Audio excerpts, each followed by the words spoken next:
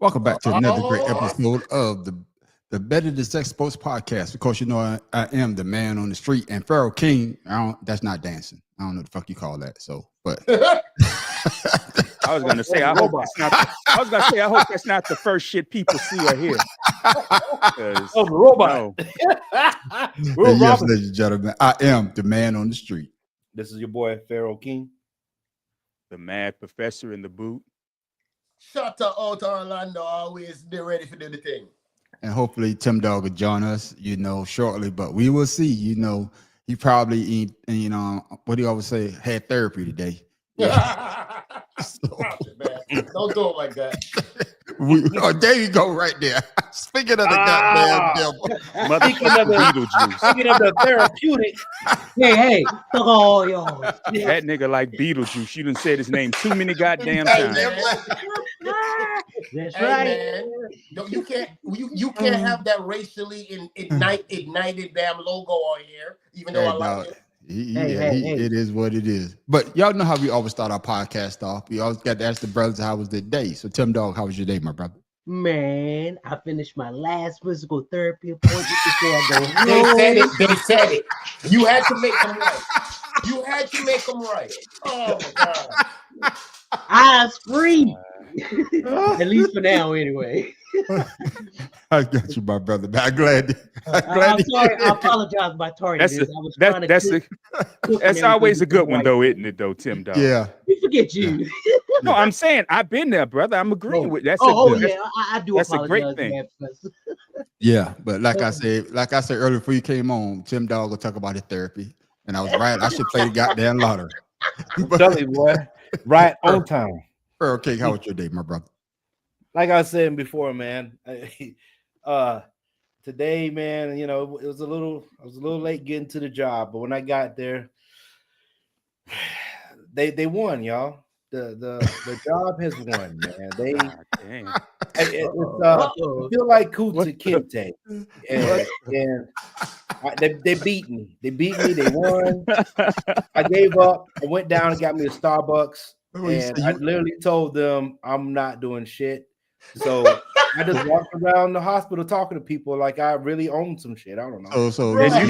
Then you should they won because you sound like you won on that. Yeah, bro. Yeah. The first thing that popped in my head when he said that was that scene from the movie where old boy was talking about his wife she took everything. Oh no, that was Kevin Hart. That was Kevin Hart stand up with his dad talking about not having pockets. Yeah. Right. They got me, man. So I got you. That joker went from Kunta Kinte to Toby. Right. It is what it is, man. What's your name, boy? Toby. Bad Professor, how was your day, my brother? Well, my day actually started yesterday at 10 a.m. and ended this morning at about 11:30 a.m. when I finally passed out. I thought you were retired, dog. Shit. So, a slow day. Slow day. Wish I had it like that. I wish I had it like that. But of course, Shata, how was your day, my brother? I can't call it, man. Just down here chilling, hanging out with my little grandbaby and, doing what I do. I got you. And of course, as for me, man, same like Pharaoh. They don't beat me because I look mad every day. So they look at me like this motherfucker just angry. I walk angry, I leave out angry. Hey, with the same strut. So they don't know if I'm having a bad day or a good day. I keep it the goddamn same. He drags his right foot and lifts his left. That's right. So motherfuckers don't know if he having a bad day or a good day. So they just leave me the fuck alone. But fellas, man, we have a good conversation for us today, man. We don't have a lot of videos, but you got a lot of questions. So we're gonna go ahead and get this started, man. Let me make sure I get it up right. Because one of the greatest coaches is saying, Matt Fesh, you don't show me this now. I'm gonna steal it now. He's retiring. He's retiring, my brothers. So the question is this. Let me get it up right here. Will Greg Popovich go down as one of the NBA's greatest coaches in NBA history? Shata, I'm gonna give you first shot at this one. By hands down, no doubt. I mean, listen, man. I think Greg Popovich been coaching since I came to this country in '84, dang near. Like, I mean, he had the Admiral, he had Duncan, he had Kawhi, he had Manu, he had the little girl from France. What's his name is that was married to my homegirl, Tony Parker. Tony Parker. Yeah. Yeah. My bad. I'm sorry. But yeah, he's a little cute little something, little Tony Parker boy. But outside of that, man, I mean, Pop is one of them coaches where when you hear his name,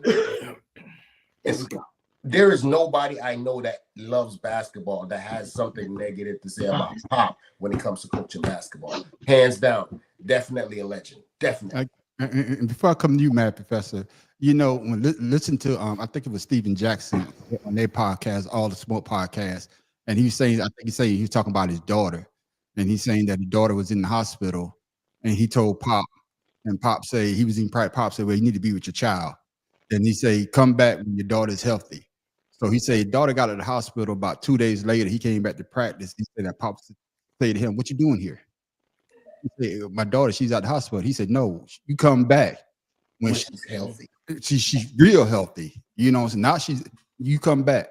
So when you hear things like that, and just like Shada just said, I think, and then he's one of the few coaches that speaks on anything dealing with, no matter what it is. No matter what it is, he always speak on it. So, well, Pop goes down as one of the greatest NBA coaches in history. Mad Professor. Yeah, he will. And honestly, because of his social stances, I think that's what'll continue that legacy. Because I mean, he hasn't won a title since 2002, I think it is now.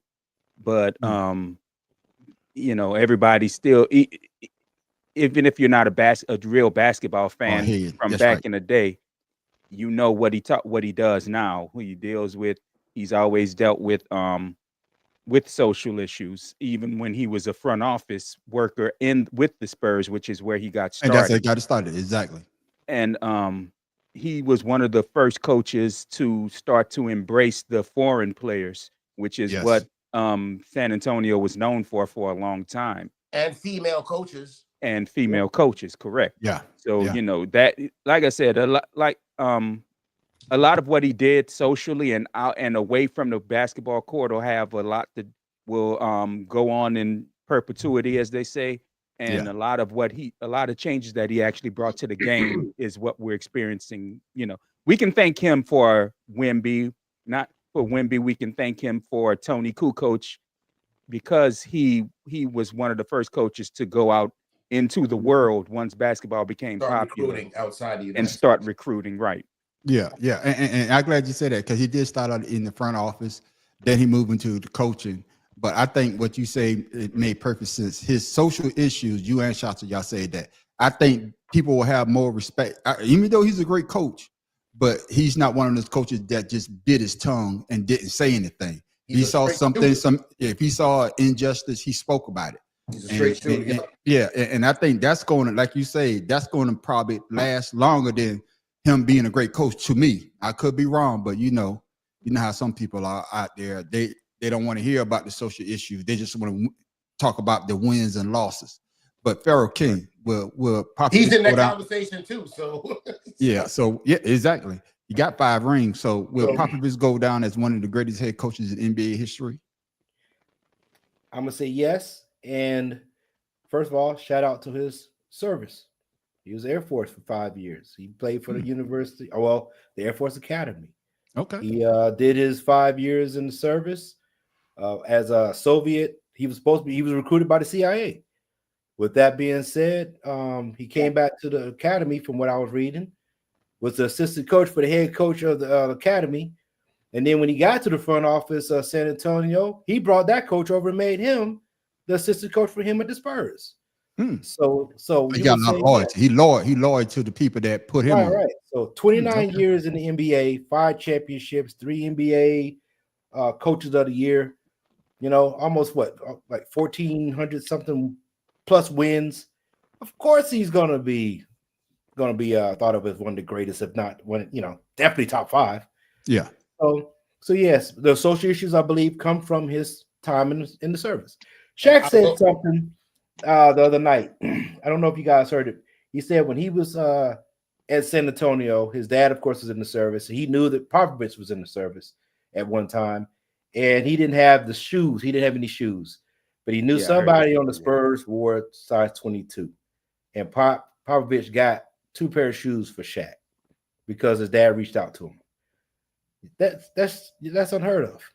Yeah, Shaq is that's unheard of. Stuff like that is unheard of to help somebody, like you said, get neat. So yes, definitely hands down one of the best, if not the best coach to be around players and embrace the fans, the culture. Don't forget them. Don't forget them.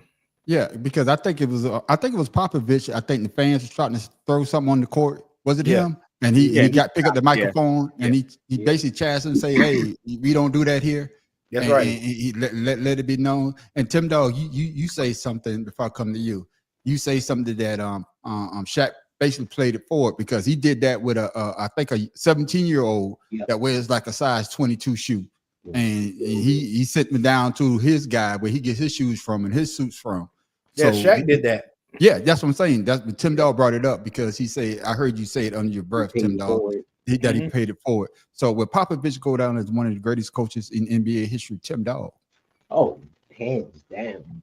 He's up there. I mean, Red Auerbach and even Phil, but he separated himself because like Red Auerbach, he took some social issues to heart and apply and listened to his players with their issues. He didn't just listen, but he contributed to a solution. And not to mention, the Olympic teams that he coached. Yeah. So, I mean, and he's just so humble. Even to this day, he's humbled. There was an interview where he said that he hopes that he'd be recognized for his service and not for his coaching. And that's like you said, man on the street, that hopefully will be the reason why people remember him and not just for basketball. Yeah, and before I'm coming at you, shot. I'm gonna give you another shot at it. And another thing that you got to applaud him for is that he had great generational players, and they had to change because of course with David Robinson, and Admiral, baby. And then after David Robinson, they got Tim Duncan, right? But Tim Duncan carried the team once the Admiral retired. Tim Duncan took it, and then of course he got Kawhi. Tim Duncan was still Tim Duncan, but then you got Kawhi, then you got Ginobili, but then like the Matt Professor said, you got those players from overseas. So he molded the game. When the game started to change, he changed with the game. He wasn't one of those coaches that stuck, in their ways. He knew he had to change to, I guess, to be relevant and of course win more championship. Shots. And I would venture as far to say, people give Phil Jackson all that love and all that. I think Brett Popovich is a way better coach than Phil Jackson ever will be. I think that the great late Chuck Daly was a better coach than Phil Jackson. You see what I'm saying? So when you look at apples and oranges, okay, we got Michael Jordan over here, with Scottie Pippen and all these players. But look what Pop has done. He's had superstars from Argentina, from freaking France. Wemby. Come on, man. The man is worldwide. He is the basketball ambassador. I got you. And coming to you, Matt Professor. If you were to put, even though we say everybody would give Phil Jackson the best coach because of what he did with the Bulls and of course with the Lakers. He wasn't shit with the goddamn Knicks. But if you were to compare, would you rather have Popovich or you rather have Phil Jackson as the head coach if you had a choice? If you start the franchise. Is Tex Winter coming with Phil? No. You stupid as hell. Bro, I'm asking the question. He made a good Yes, point. Winter is the one of the triangle. Exactly. So that's why I want to know. That's part of the reason why Phil wasn't successful in New York. Tex Winter had retired. That's correct. Honestly, I don't know. Just going socially, I would pick Popovich. No, but I'm talking about basketball wise. I know, but that's what let me get there. Because the problem with Phil is Phil wouldn't speak out when there was an injustice done. He just slink back because he wanted to be part of he wanted to move to front office, which is where Yeah. Popovich came from. Yeah. As a coach, like I said, Greg Popovich hadn't won anything since 2002, if I remember right. I think that was his last when San Antonio beat the Cavs. So it might have been 2001. I don't really remember. They beat the Cavs. That's their first championship. I thought it was Miami. Cavs, that's his first championship. That's 2007. Okay, That's when it went. So yeah, his first championship was 99. That's the short. I keep mistaking Yeah. the decade because I'm trying to remember which one Yeah, was he been which. there that long. Well, the Yeah. 1990 I would say the 1991 is his first win. That's the short season. That's when Yeah. they beat the Knicks. Yeah, you that's know. right. That's right. Yeah. Go ahead. Honestly, like I said, if Phil didn't really build a team the way Greg Popovich did. I agree with you on So that. I think I'd go with Pop just because Pop, being the front office personnel, knew how to build the team Yeah. to answer the question. Yeah, and I agree with you on that part because with Phil, what's the guy that he couldn't stand? Jerry House. Was it Jerry Weinhorn or what's Jerry his House. name? House. What's his name? House. No, his name not House. Yeah, Jerry House, isn't it? No, it's The not Jerry owner, House. But, no, Jerry Buss. not Jerry Buss. That's Yeah, the Lakers, oh, man. man. It's the Lakers. Okay. I'm talking about for the Bulls. Oh, If you it's Jerry I Reinhorn, don't and know what's the other guy? nothing Jerry about Krause.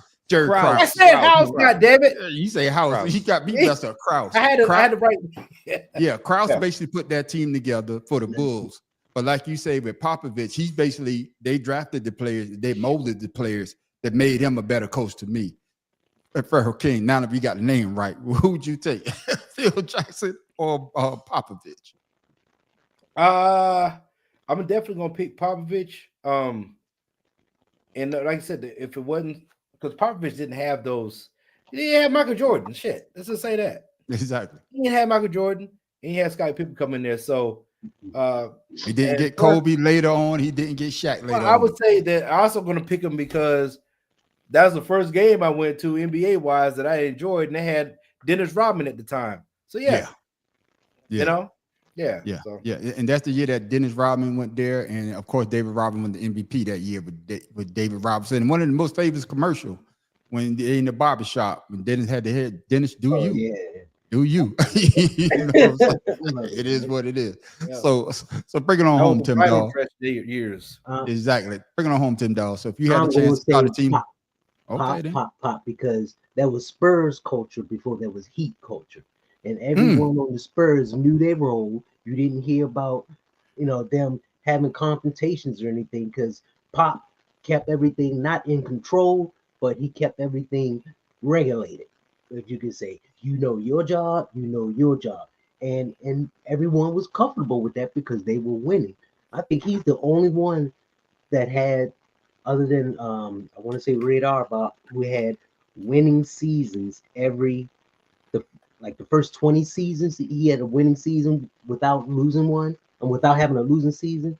And he had a long run at that too. I think yeah. So that tells you something right there. Just because he didn't win the championship, he kept that structure of a team together as far as what they need to do in their roles. Yeah, and he also he kept it together. And what could have been if they had kept Kawhi? You know what I'm saying? And Kawhi was healthy. All the coaches that he coached that are now Exactly. head coaches. And that's what I'm saying. So we never know, but I would take Popovich over. I would take Popovich over Phil Jackson for the same reason y'all say. He didn't have Michael Jordan. Not saying that Tim Duncan's probably the best power forward ever. You know what I'm saying? He didn't have he didn't have Shaq. He had David Robinson. I'm not saying David Robinson can never be Shaq. Okay. Yeah. And he came what, a foot from having his 6th championship. And Ray Allen didn't catch that deflection and hit that shot because they was bringing out the ropes. If y'all remember, Miami, they had the ropes out. What are you talking about? They had the ropes out. They was about to celebrate. The fans was gone and the ropes was out. Yeah, the ropes was out. But I agree with y'all, man. You hate to see because I know he had a lot of health problems. Hopefully that he's not coaching anymore. He could look more on his health and get healthy. But fellas, great topic right there. But we're moving on, man. We're moving on to the NBA playoffs. Before we talk about what's going on, because man, these playoff games been off the hook. Matt Professor, it's that time to talk about your favorite player, Mr. LeBron James. For fucking what? He not in the fucking playoffs. Move the fuck on. No. I do not want to talk about this piece of shit. We have to talk about He's not in the fucking. He's not in the playoffs and hasn't been in more than 5 days like you now. say, Bad Professor. Let me finish. A week now, actually. No, let me finish. Damn it. Because he got eliminated last Wednesday, and we got to talk about the teams that are not in the playoffs because there's a lot of players that we thought was going to show up, and some of them didn't. So the question, I'm gonna give you the first shot at it, Bad Professor, since you don't want to talk about it. Is it time for LeBron James to think about retirement? I said it was time for him to fucking retire 3 fucking years ago. You don't have to finish. 3 fucking years ago, I said this nigga need to retire. 3 years ago. 5 if you want to be honest, but damn sure 3 years ago, I said his ass should have retired. And I'm sitting, move on. Fuck. About to piss me off. It's not about to piss you off, man. We got to talk about the first round people that got exit because we wasn't on. We talked about it before, but hey, we wasn't know that it was going to fall like that. But Shata, your thoughts? Is it time for LeBron to hang it up after that loss? Been time, man. I've been saying that since the season started. You know, LeBron is my all-time favorite athlete. You know what I'm saying? But at the same time, I know when somebody's time is up. It's not a matter of stop hanging on. I hate, just like this morning, I heard somebody say something really, really stupid on the radio. They said they went and saw Sinners, and I'm not asking anybody if they see it. I haven't seen it yet either, but I hear nothing but great things about this movie. Now, you come on the radio and you talk about, oh, yeah, I can't wait for them to make a second. No, nigga, don't make a second one. You got it right the first time. Collect your money. Roll out. And get the hell on. You got a son in the NBA now, dog. You got another son coming. Your daughter playing for, bro. Go hold Savannah hand and go to the Met Gala. I got you. Of course, he didn't go to the couldn't Met do Gala that because he couldn't do that because he didn't want to have to limp. Yeah, because his ACL supposedly injured MCL because his bitch ass is faking. Listen. I hear that you don't like my man, but I'm telling you like this now. You getting real close to. Fuck the bitch. You about to start some flames, bro. There it is. My thing about it is that Louisiana damn Pelican. Wait to tell Zion Wilson to cover it up.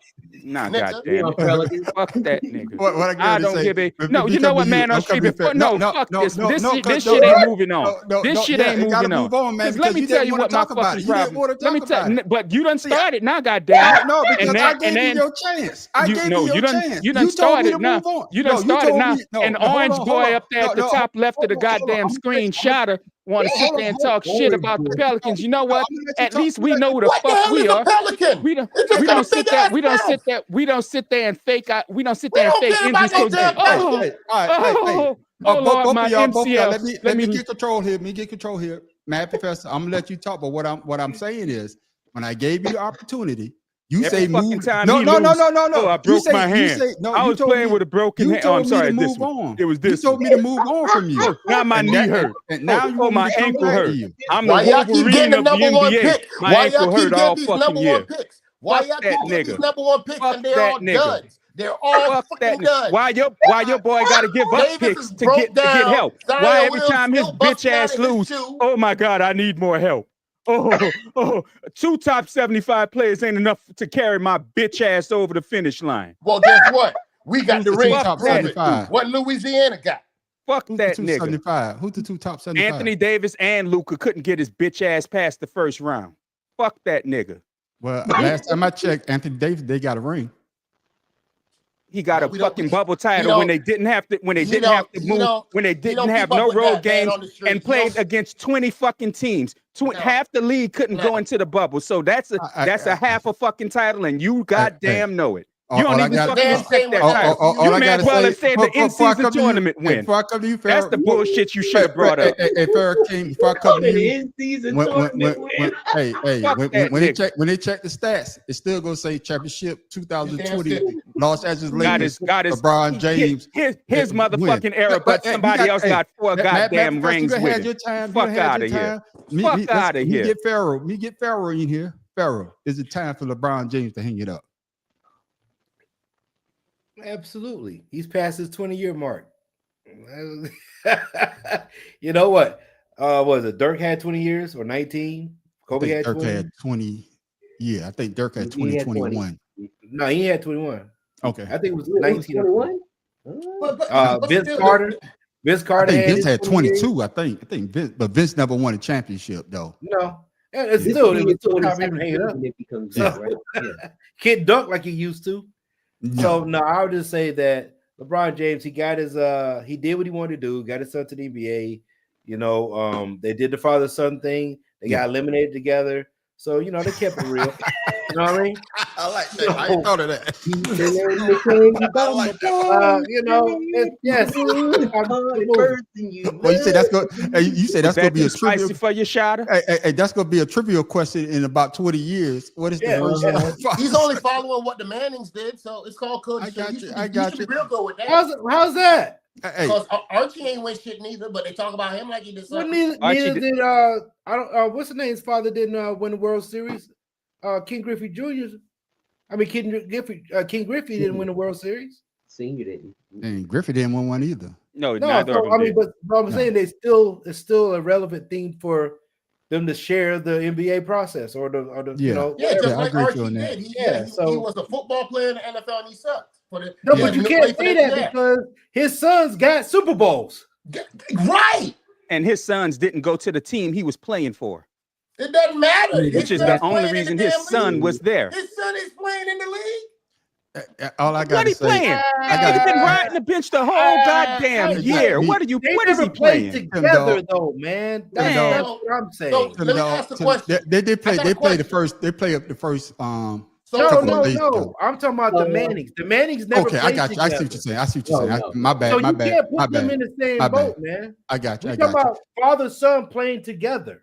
I got you. I got you. Yeah. Hey, and I'm coming to you, Tim Dog, That'll never be. because I know that this is a hot topic, but we got to talk about the teams that got eliminated because they wasn't eliminated when we was on last Wednesday. We got to cover that, then to catch up to. Oh, what's I going on got right a now. question too about that.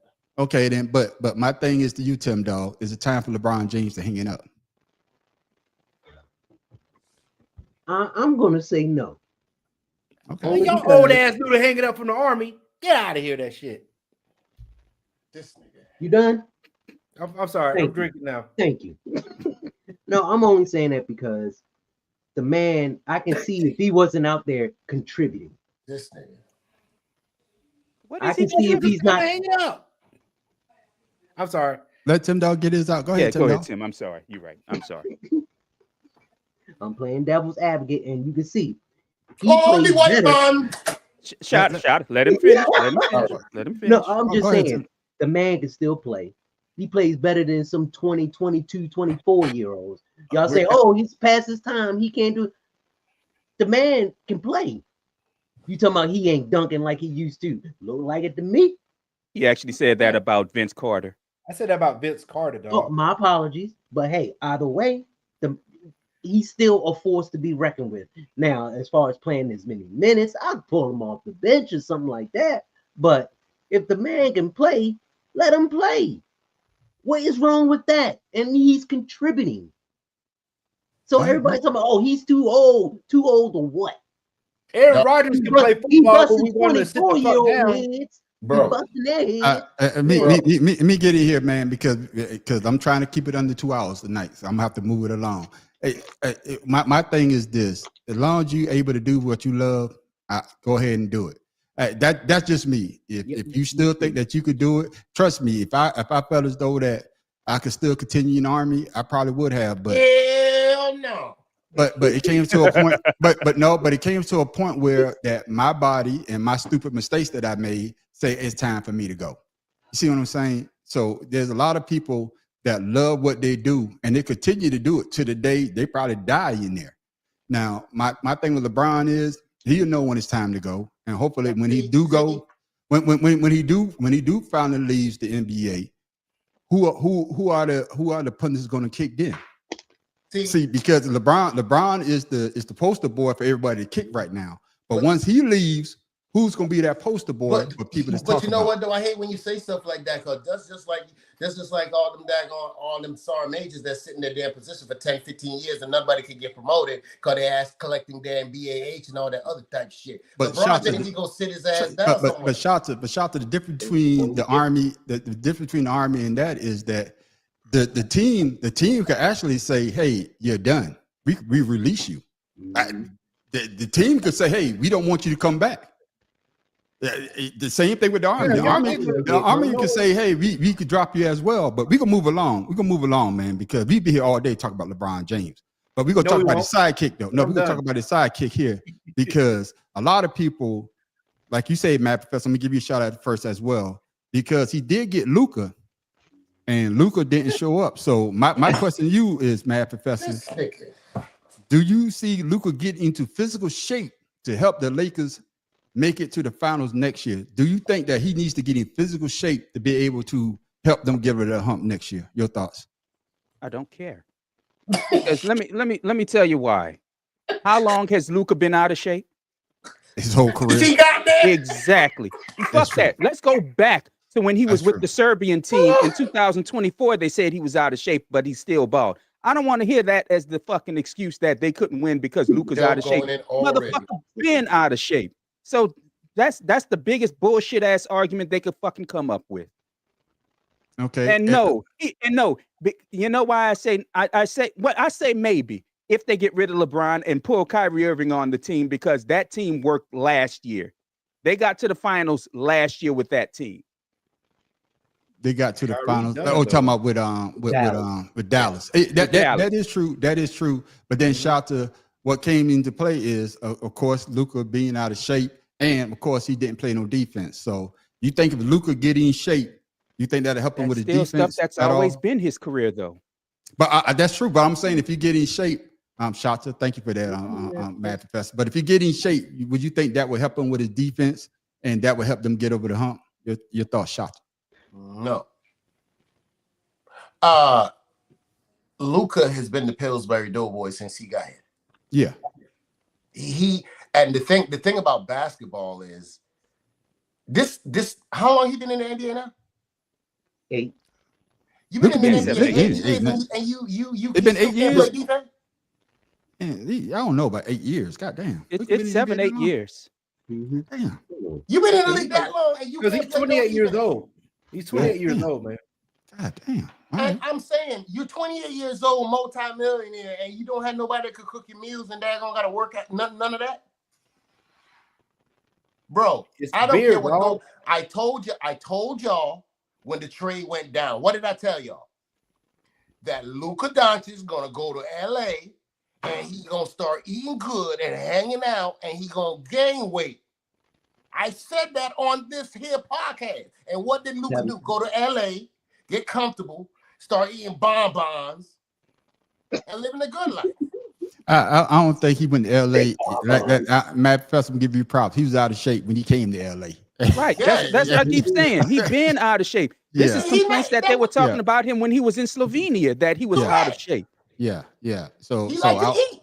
Yeah, and of course you say that Farrah. I think you said that might have been Tim Dog. He liked to drink beer, just like Michael Finley took the beer out of his hand, I guess, when they won the game to go, hey man, that's a bad look.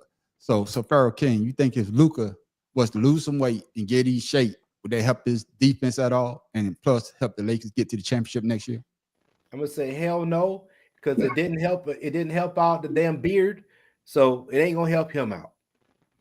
Okay, then. What about you? Know what I mean? Don't ever. Because he went to Brooklyn. It's supposed to have been. Remember when they went to Brooklyn? Don't do that. The beard. Farrah King, man. Farrah King, hold that, man, because I got that coming up. Keep that. Don't give it away. Don't give it away. I didn't know about that. I'm just saying no. You need to read Luka Doncic was never known for defense. It's not going to help him with defense because he lose weight. That got to be part of your make. All he wants to do is shoot the ball. Actually, He wants to carry the ball before he shoots the ball because y'all know damn well that's how he dribbles. He carries that damn ball. But anyway, we're gonna move on. Just like his running mate right now. Yeah. So my question to you, Tim Dog, if Luka was to lose weight and to get in shape, you think that the Lakers will have a chance? And will it help him with his defense at all? Well, defense, you either have it or you don't, and you can. I agree with you on that. Yeah, I agree and with if you on you that. don't have it, you can try to make it better. Yeah. You know, but it's all a mind state. Rumor has it that Luka is going to a basketball campus up in the summer to get boy camp for a 28-year-old.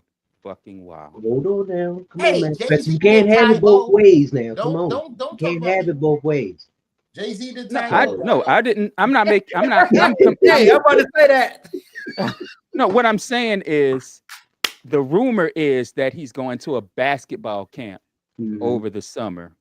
When number one, that's just rumor, and I hate people bringing up conjecture and putting shit on putting what they want on shit. But the issue I would have with that, were it true, why now?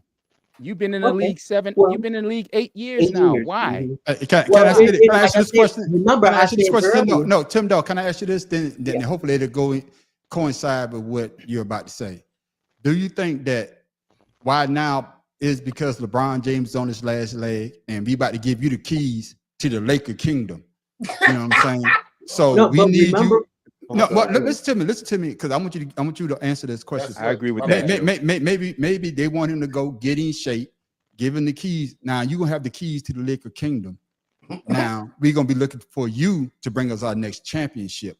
So maybe they getting in his ear and they building him up to be the next star of the Lakers. And that's why you hear him talking about going to these camps. Now go, Tim. Now, when we first heard the trade rumors and everything, I mean, the trade went on.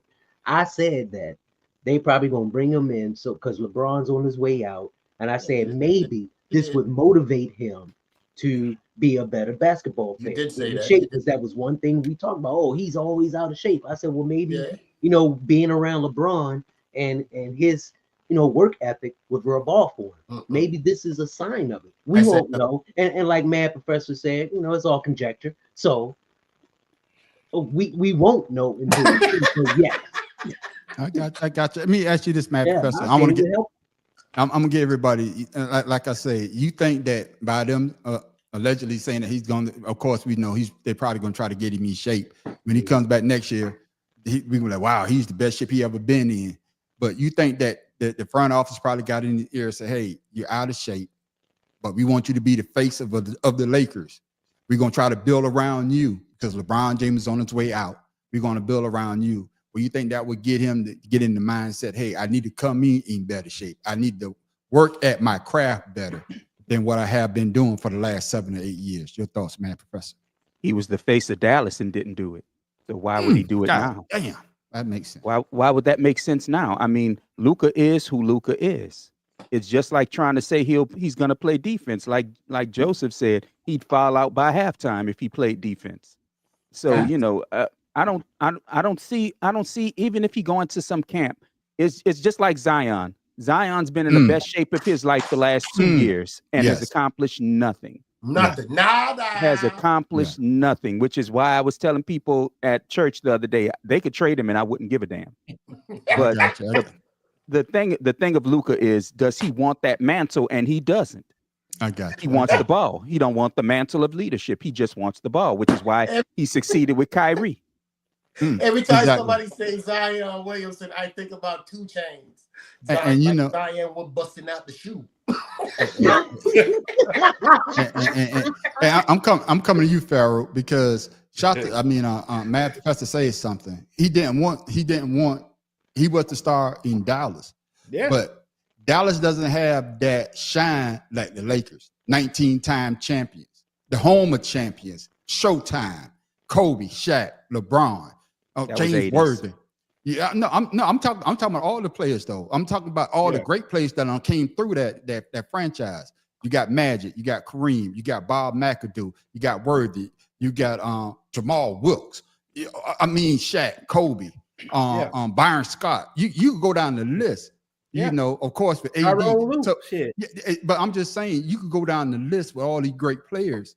Dallas, only one you could say Luka, Dirk, Ron Harper. I forgot about Mr. Ron Harper. Yeah, Yeah. they had a, Jason they Terry. had a- Yeah. no, they had a Ron Harper on there too with a big nose. Jason Terry. No, they had they had the Jason Jet too. Terry, yeah.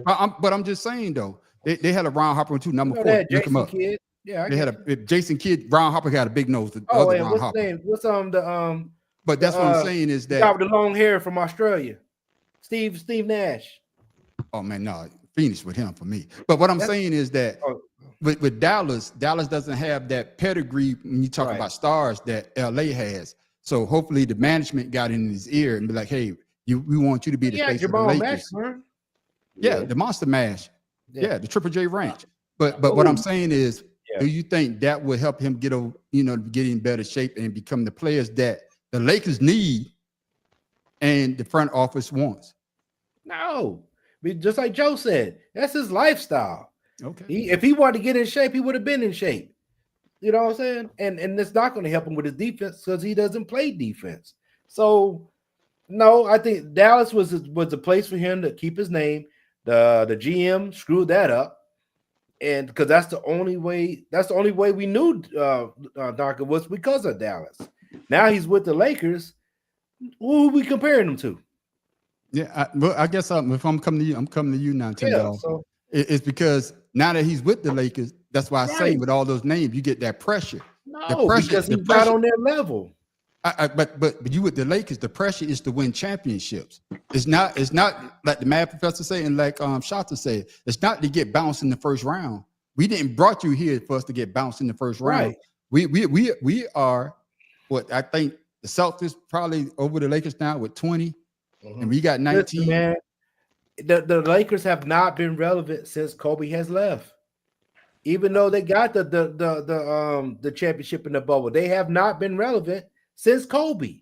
So what are we talking about? I'm gonna say. I know you're talking about bringing him over there, but it's not going to make him different. Yeah, I'm gonna say this, and Kobe rest in peace. But the Lakers wasn't the Lakers once, because the last couple of years with Kobe was garbage. I hate to but say it. it's still it's That's since what he Kobe. talking He about. was hurt a lot too. Okay. Yeah, But my question to you now, Tim Dog, is do you see him being the face of the Lakers? Because like you say, LeBron is out the door, and now he's about to go to this fat boy camp, and they probably in his ear say, hey man, we need you to be, because we don't have championship in every goddamn decade. I'd be damn if we're gonna have another decade without a ring like the Cowboys. Throw them in there. But you know what I'm saying? So we need you to be the player that we traded you for. They should have never traded Anthony Davis now. But go ahead, Tim Dog, your thought. My thing is, anything's possible because that's why you have the most improved player award. Man, fuck that award. That's the dumbest award ever. Well, you can say that. That's The your what personal award? opinion, but the most improved player. The NBA had that since 1985. The most improved player. And who won it this year? Well, hold on. This year was Dyson Daniels, Correct. Tyrese Maxey, John last year. Morant, Julius Randle, Victor Oladipo, Giannis Antetokounmpo, Jimmy Butler. All those players won comeback player. I mean, most improved player. So if people can turn around and see the light, why can't he? So what? He made mistakes in the back. Everybody makes mistakes. The thing is not repeating those. Hold on now. Everybody mistake, makes though? mistakes. What Now, mistake, Tim Dog? I need you to explain the mistake. no, that he his made. mistake is not being in shape Okay. when the all right. season All begins. right. Thank you. Okay. That's a all right. mistake. All right. I got you now. Go ahead. So just That's not a because mistake. you go to another team and you had this bad habit of not being in shape doesn't mean that you can't turn yourself around. See, sometimes it takes a spark a or a song? situation or something to make a player realize that, hey, I have the talent. I shouldn't be, messing around and doing this. I need to get myself together. There Yeah, are people who think that. And yet, I mean, I always say better late than never. I got you. So Better we'll late see. than number. Better late than Mhm. number. And why the reason we number 77, we want you to make 77 points, Oh, not to well, fancy like your I said, jam he's gym still shorts. playing. But you, But I'm he just- can still play. I know you still can play, But I guess what I'm saying is, you know, if you're gonna be the face of the Lakers, like I say, you can say about any teams in the NBA right now, the Lakers and the Celtics will always be the standard bearers in the league. I don't give a damn.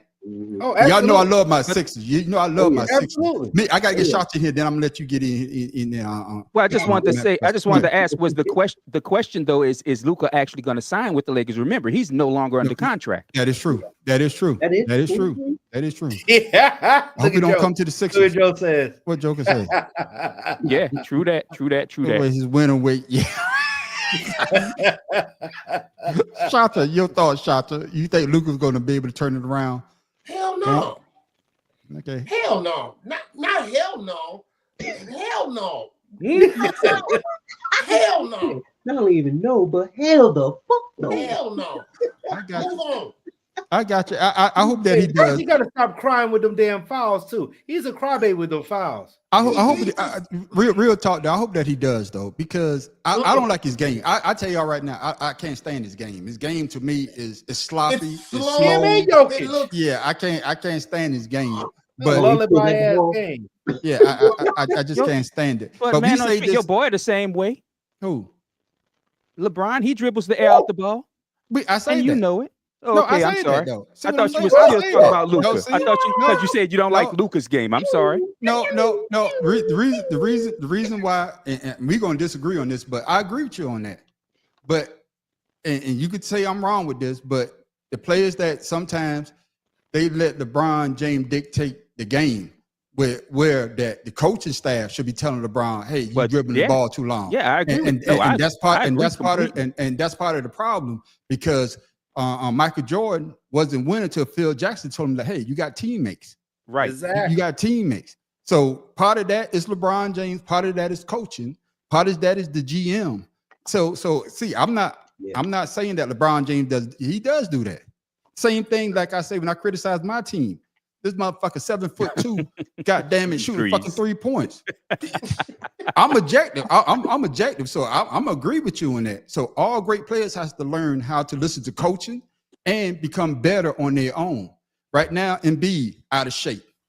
Right now, the motherfucker probably eating a donut right now. Him and Luka. Didn't Passing he 12 come tackle into the round. league hurt? Yes, but what I'm saying is what I'm saying is that we have to be objective when we talk about players. I like I said before, Kobe Bryant's a great player. Kobe Bryant probably is the best player that we could ever hear talk about because he stayed in the gym. Allen Iverson, who I love, didn't brought me a ring, but he even said that if I had the mentality of a Kobe Bryant, I would be a great player. And that's what I'm saying about Luka. Hopefully Luka will get that mentality, but I agree with all of y'all. He's not going to get it. No. But Pharaoh, moving on, man, quick like. Oh, we have to talk about this motherfucker right here. This motherfucker fucked my whole goddamn team up. Yeah, nope, not him. Yeah, that's right there. Oh, No, right here. There it yeah, is, right there. yeah, I'm telling you. There it is, right I'm telling you. That's what I Luka bet you did. Doncic Bro, and black. I don't and even know. blackface. Oh, first of all, why would you put that up there knowing when I first came on this podcast? That's the very first thing I said. James Harden on your team will guarantee you ain't going to no shit. Man. Okay, then, but here's my question, Pharaoh King. You want to talk about it, you gotta get it out. That's why I say, man, we gotta get this shit out, because why does James Harden seem to fold in game 7? Man, I mean, Pharaoh. Hey man, I'm telling you now, they need to investigate that dude. Somebody got something on him, man. They got something on him. Hey, if you win this game, Bro, That's a did you watch conspiracy. the game? if you win, Oh, I your watched family the game. gone something. They got to investigate him. My Listen. man Chuck was like, Reason why I say that 7 we need to points. invest, I agree with you on that reason, because he had a great game 6. You always have a great game 6. What the hell is remember wrong with in him? Houston? You remember in Houston when he had 11 turnovers in one half? He Yeah. does There's this no on way that you every saw single the second team. half of a game. Oh, They got to investigate him, man. I want an investigation. Shit, I deserve to know. bro, I got you. This But- is but- not but the Shot- most- Shots- Find out Hey, what's me, going me on. coming to you, Shota, because you and Pharaoh try to talk at the same time. Both of y'all can't talk at the same time, because I couldn't My understand bad. nothing. Yeah, you got Shota. I know you want to talk shit, but you gotta let the other person get their shit out first. Then you come in. Now You know go, how Shota. Shaka is. Yeah, go, Shota. Go ahead, Shota. Oh, you said go ahead. Okay, I thought somebody Yeah. else said go ahead. Go ahead, Shota. Oh, no, I'm not. I'm just to the point now where I think James Harden should retire too, because the bottom line still remains. It's like we keep seeing the same fucking story, and I'm like, listen, I said it last year. Every team he goes to, he shine all season long. He out here with a all season long, and then here come the game that matter. All of a sudden, there's a damn basket on top of the damn rim. He can't buy a bucket. Why? He Why? ain't no money. Yeah. I got you. You know, I've seen got a hold on Pee Wee football. When I was in Pee Wee football, we had a player on our team that every time that we were playing a game that meant something, this dude would just it's like he couldn't hold on to the ball. The pressure was on, and I think that's what goes on with James Harden. If he's put in a pressure situation and they're expecting him to perform and they expect him to come out and do something, he ain't gonna do it. He ain't. Hey, you know, go ahead, Pharaoh. I gotta get. I'm gonna get Matt Preston. Go ahead. What you about to say? I say he's a Tony Romo of basketball, man. No, I got you. See, that's a good one. See, I was about to say, but what Shota, what you say when it's time to perform, he don't perform. That's what you say. That's what she said. That's just like I say. I tell my wife all the time, yeah, baby, I'm gonna give you 2 or 3 tonight, but the first one, I'm done. And then add 2 seconds. You see, I almost kept talking because I know you're no homophobic. Yeah, you knew that shit was coming. Yeah, So, I'm out like I'll a damn light. I'm out like a I'll buy light. that for $1. What you talking? I thought you said he's going 2 or 3. Yeah, I lied. You know I was lying when I said that shit. Come But on. man, Hurry up. Professor, this man is Bernie Mac reincarnated for real. what is it about James Harden that seems to fold in every game 7? What is it, in your opinion? What do they say about pressure? It either burst pipes or what's the other one? What's the other? Yeah, all I know is pressure bust pipe. That's all I know. There's a second half to that idiom that I can't remember. Okay. Pressure makes diamonds. Yeah, it makes diamonds or burst pipes. That's right. That's what it is.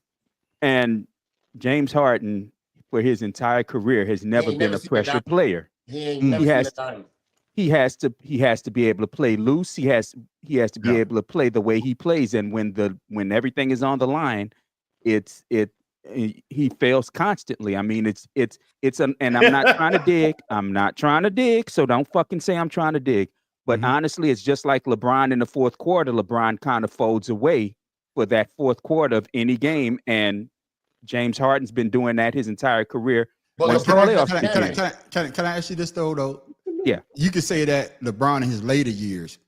Well, yeah, but his later years. I give you even Dallas and Miami. His fourth quarters was 12 points for the entire series.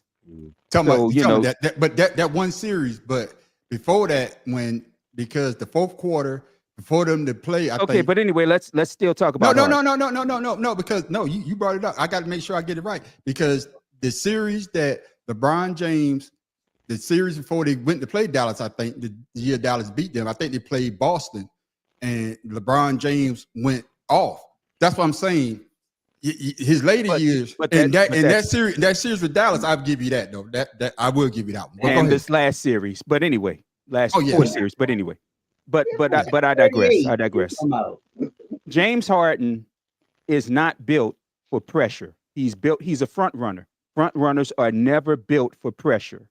If you can front run and look good doing it and shine and doing all that other good shit, you're an amazing player. But the second the weight of the world comes on you, it's over for you. And like Joe said, that's why that trio of Russ, Durant, and Harden couldn't work in OKC. I mean, those three should have run the fucking league and couldn't. But they had Harden come at the bench. I'm telling you, somebody got something on that dude, man. I got you. And you know when Math Professor sends shots, I got to send them back. So Tim Dog, the Math Professor talked about LeBron James folding, but somebody went to the Wizards and you couldn't get them to the second round.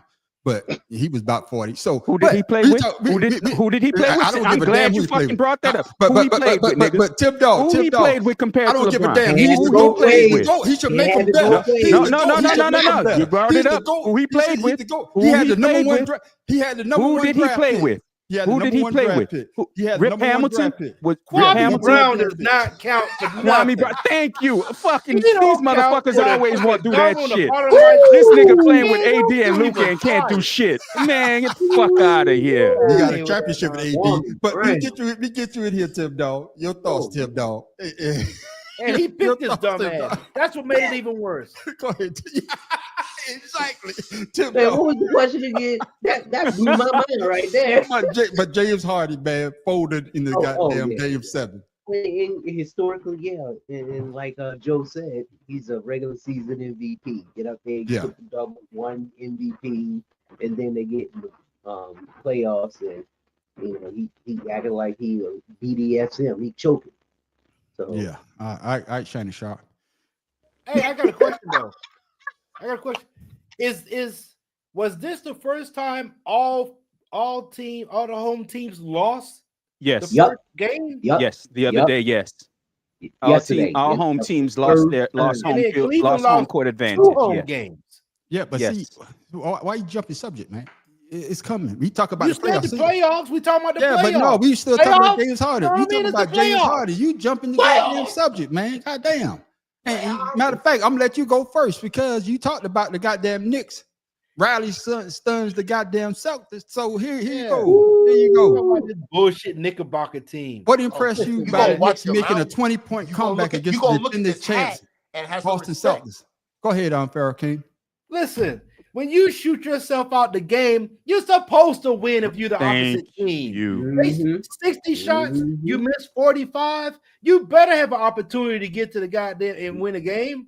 They Was shot that- themselves out. was that the question? I'm finished. Sit your orange hat back.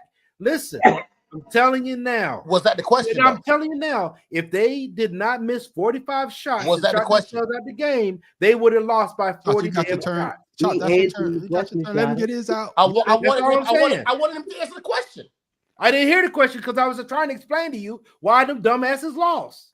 Okay, so basically you wasn't impressed by the Knicks coming back and No, winning the game. no, I was not impressed because their most impressive team was unimpressive. I So got you. no, I got you. Shotzi, your turn at it now. Go ahead. Oh, I'm just I am a man of Principle. facts and statements. That they had the numbers. What are the facts you need? are we, your name Shata? Well, you No, know you already know about that. didn't. Your name Shata? Yes. You want to finish my mind? But go ahead, Okay. Shotzi. Go ahead. Man, you know how So Shot my is. thing is whether you win by a mile. Oh Lord. Oh Lord. So wait a minute. Didn't Indiana guy gonna have a close call? You ain't gonna talk about that game. I don't give a damn about them. But We I'm talk saying about though, it's the same situation. hold up. Let me lay the rules down. The rules of the rules of the engagement is this. We are talking about the Celtics, and we're talking about the Knicks. We are not talking about Indiana. So let's keep it on what we are talking about. I was using The that Celtics- game as a metaphor to say why are you easy not upset about that? It's the same situation. They Because came we gonna be- back in The reason game why that the reason they why weren't the reason why I supposed say that because we gonna be talking about Indiana later. That's what I'm saying. We jumping around. Right. I'm trying to keep it structured to. I hear so you. we can keep it I was nice going and to flowing. elaborate on that, but what I'm Okay. saying is All right. you could have used the same thing, but the fact of the matter still remains: the Celtics was up by how many points? 20. 23, the most. Joe, you a Knicks fan too, aren't you? Yeah.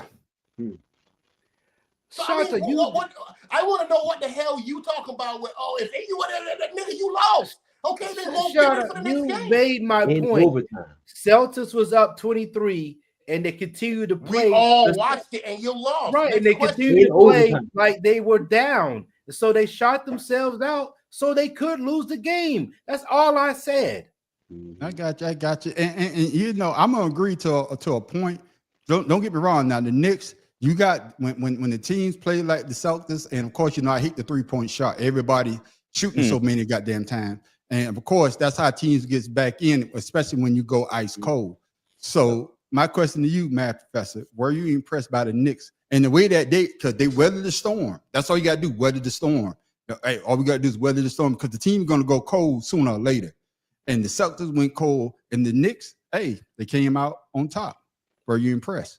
And to answer the question, yes, because when you see a team shooting threes, sometimes a lot of young teams' predilection is to start going shot for shot. The Knicks didn't do that. The Knicks played within their game. That's right. They played their game because honestly, if I was the coach of the Celtics, after they missed the 10th free throw, 3-point, I'd have told the next motherfucker that take a shot is running 200 laps. Yeah, I'm pulling you out the game.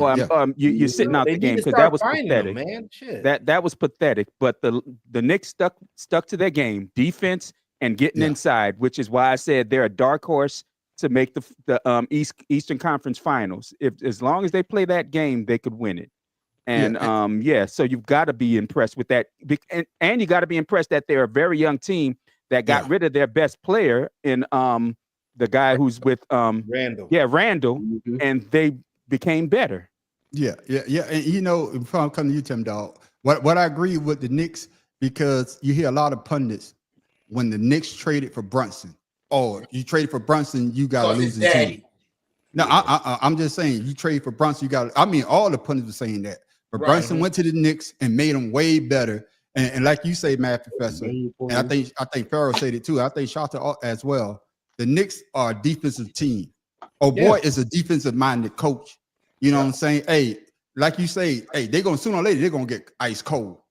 And the Celtics went cold from the 3-point line because I can't stand threes. Y'all already know how I feel about that shit. You know what? But once they went, to your point, but about the threes, I've been watching each one of these games intently, and you are right. I've been literally counting them, and these cats put up a lot of damn threes. Yeah, and they put a up team, a lot. And a team like the Knicks, like I say, we just need to weather the storm because we know we can stop you on defense. Right. And we just need you to make some shots so we could get the rebound, 2 for 1, whatever. And I think that's what the Knicks did. So my question to you, Tim Dog, were you impressed by the Knicks coming back after being down? You say by 23 and winning the game. Well, I'm gonna say I was impressed because most teams, when they get down like that, they give up. And the thing about Boston is they got complacent. They got real complacent. They weren't driving through the hole. They stopped at the 3-point and shoot it. They missed like 29 3-pointers, something like that. And like Pharaoh King said, they shot themselves out of the gym, and they could. And they allowed the Knicks, who are a good defensive team, forced them to turnovers and came back. That was what, third quarter? No, fourth quarter, fourth quarter. And so it was third and fourth because they pounded their asses to get to tie the game up. And then in overtime, Boston wasn't there. They only scored once, I think, once or twice. Their ass was tired. Yeah, so right now Boston's looking good against the Knicks. I mean, everyone expect that, but you can't sleep on the Knicks. And you got the clutch player of the year, and we saw what he did in the previous series. I mean, the boy, fourth quarter, nobody can stop him. Yeah. So, I just say I was impressed only because the Knicks never folded. They kept pushing on that defense. Yeah. I'm gonna come at you. I want to say I want the Knicks to win. I want them to win. I know. I was just elaborating. Let me finish, Shada. I was just elaborating that because of what the Knicks have, the Celtics screwed it up. That's all I'm saying here. No. I don't want the Celtics back in it. I'm not saying that. I'm saying what y'all fail to realize. There's a narrative that the NBA wanted to run with. Because if you remember correctly, we were supposed to get Donovan Mitchell. That's why everybody in freaking daggone New York. I didn't know that. If he wanted to go, it was a toss up between Donovan Mitchell or Brunson, but Donovan Mitchell was out of our price range, and then they started talking about Brunson's dad's on the damn staff, and right. I remember that. So they want to see that matchup between Mitchell and Brunson to see if which one was the better fit for the I'm gonna Knicks. tell you That's right, what they might want. not get it. Go to the Yes. next game so we can talk about No, that. no. I got to ask this question. So, Matt Professor, what do the Celtics have to do to tie this series up, in your opinion? Go to the hole. With I who? mean, that's go to the hole. Jason Tatum can Hey, drive to the Jaylen hole Brown. and dish out. Yeah. Jalen why- Brown can do the same thing. Like I said, they gotta play Celtics ball. They gotta play what won them the title last year. Let Yeah. Drew Holiday penetrate, especially Drew Holiday. Let him penetrate and kick the ball out.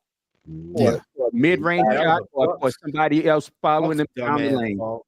But not those goddamn 3-points. Because last year, they didn't win games on 3-point shooting last year. No, that was Houston last year that was doing Right. that. So my next question to you, Shota, what do the Knicks have to keep doing to make sure that they go up 2-0 instead of having them series tied up 1-1? The Knicks are going to do what the Knicks do, and what that is, they won this game. They're so high off of it, and they're going to get blown out in the next game. And then they go to New York, and they expect the crowd and Spike Lee and everybody to pick them up and take them over the hump. That has been the Knicks' mantra for years. We always get these good teams, and we play them, and then we get to the playoffs, and then we change what we do in the playoffs, or we freaking don't do anything to bolster our team. The Knicks need to just go ahead and just play basketball. Play basketball. Play with the same intensity that you played daggone with until you win the damn series. Period. Right. Okay, so Pharaoh King, who you got see winning the next game, in your opinion? Who For you the taking? Celtics and Knicks, Yeah. I say Knicks because the Knicks have scared the hell out of Celtics. Unless the Celtics make a change in what they're doing, the Knicks is going to pull it out. I disagree. All right then. All right. Okay. All right then. What your thoughts on Tim Doe? If Cat stop trying to be a big man shooting threes, take to the hole because they don't really have anybody that can stop him in the paint. God. Yeah, I So think that right there would make the Knicks have a better chance of beating the Celtics. I Trying push back on that. to shoot threes, trying to keep up with the Celtics, and you're not going to do that. Could I push back on that? I'll give you the last statement. Go ahead. But the thing is, the way the Knicks play offense, that wouldn't work. Even though Cat has better footwork than Porzingis, the way Brunson plays, Cat Williams cannot go down there like that because it's gonna take away from Brunson penetration. I'm not saying every play. It can work. You have plays for the big I'm just man. saying from what I've watched all season, how they run Hey, it doesn't. so me and you, Tim, we got the Knicks game too. No, I ain't got the Knicks winning. I got Celtics winning. Well, before we move on, the Celtics are up 50-41 at halftime, but they've taken 21 3-pointers and missed, and they've only made 5. Yeah, and that's what I'm saying. They live by the 3, they die by the 3. You know what I'm saying? When you're on the other night too. Yeah, when it's on, it's on. But when you're not, it is what it is. Y'all saw what it is. The next thing we're gonna talk about is these boys. Hey, I didn't see these boys playing like this. That boy Halliburton, hey, that was a good that game. motherfucker's out there shooting lights out. So, Pharaoh King, how shocked are you that the Pacers up 2-0 over the Cavaliers? Man, I'm extremely shocked because I got Cleveland winning that shit. I'm extremely shocked. Now, I don't know what's going on, but this is definitely playoff basketball with these two teams. Mhm. And I remember I said I didn't know who Halliburton was. I know who he is now. Yeah, especially after that big game shot that he made. Man, that was just a great rebound. That's all I asked about. He that. got his own That was a rebound great off the free rebound. throw. Yeah. And even Matt a better Professor. shot. Matt Professor, your thoughts? Did you see the Pacers being up on the Cavaliers 2-0? Honestly, yeah. I mean, I didn't see them being up 2-0, but I imagine them winning the series only because of the youth of the Cleveland Cavaliers. And that they're not momentum used that to they had being from that here last series, and that Yeah. momentum they had from that last, it carried over. They're not used to being here just yet. So Yeah. I mean, if they lose this series, I'm gonna put it on their youth and say wait till fucking next year. But I'm surprised. I am surprised they're down 2-0. I wouldn't be surprised if they lost the series though. Okay, then what I about just say they're you? getting out coached. Oh, I'm sorry. Okay, yeah. What? No, go ahead, Tim Dalton. You can Go- say come that. in Yeah, first. you can say that. I'm They coming in, getting Tim out Dalton. coached because Rick. I mean, he's been there, done that. So he knows what to do. Just like in the previous series, just got out coached. Okay, And to me, Cleveland have the better team, but Right. Rick, he been there, he's done that, and he knows what to do. So, yeah, and I guess we say that earlier. It's come down to coaching. The coaching, you have to have a great coach that have seen things, and of course to make adjustment on the fly. You know, and say, hey, let's switch off. I need you to guard this person. That's not no. I need you to, because that's the person with the hard hand, and I believe coaching has a lot to do with it as well, Tim Dawes. So yeah, shout out Adam, to your you thoughts. know, he's a good coach, but he's not a playoff tested coach. I would agree. I want to say that. Wasn't Rich Adamman the head coach of the Portland Trail Blazers? Yes, he When they went to the was. championship. There was a couple of Yeah. years. Yes, he was. Okay. And Yeah, he so I wasn't want to the say head that. coach, he was on the coaching staff. No, he was the head coach.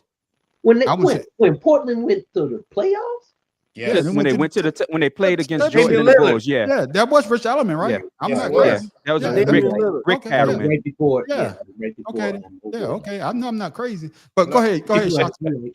Go ahead, Shaka. I will say Tim Dog has a point with the coaching, but at the same time, neither one of these teams, I can't jump out the window at this point and say they're going to take it. They're both talented teams, and Spider he's something special.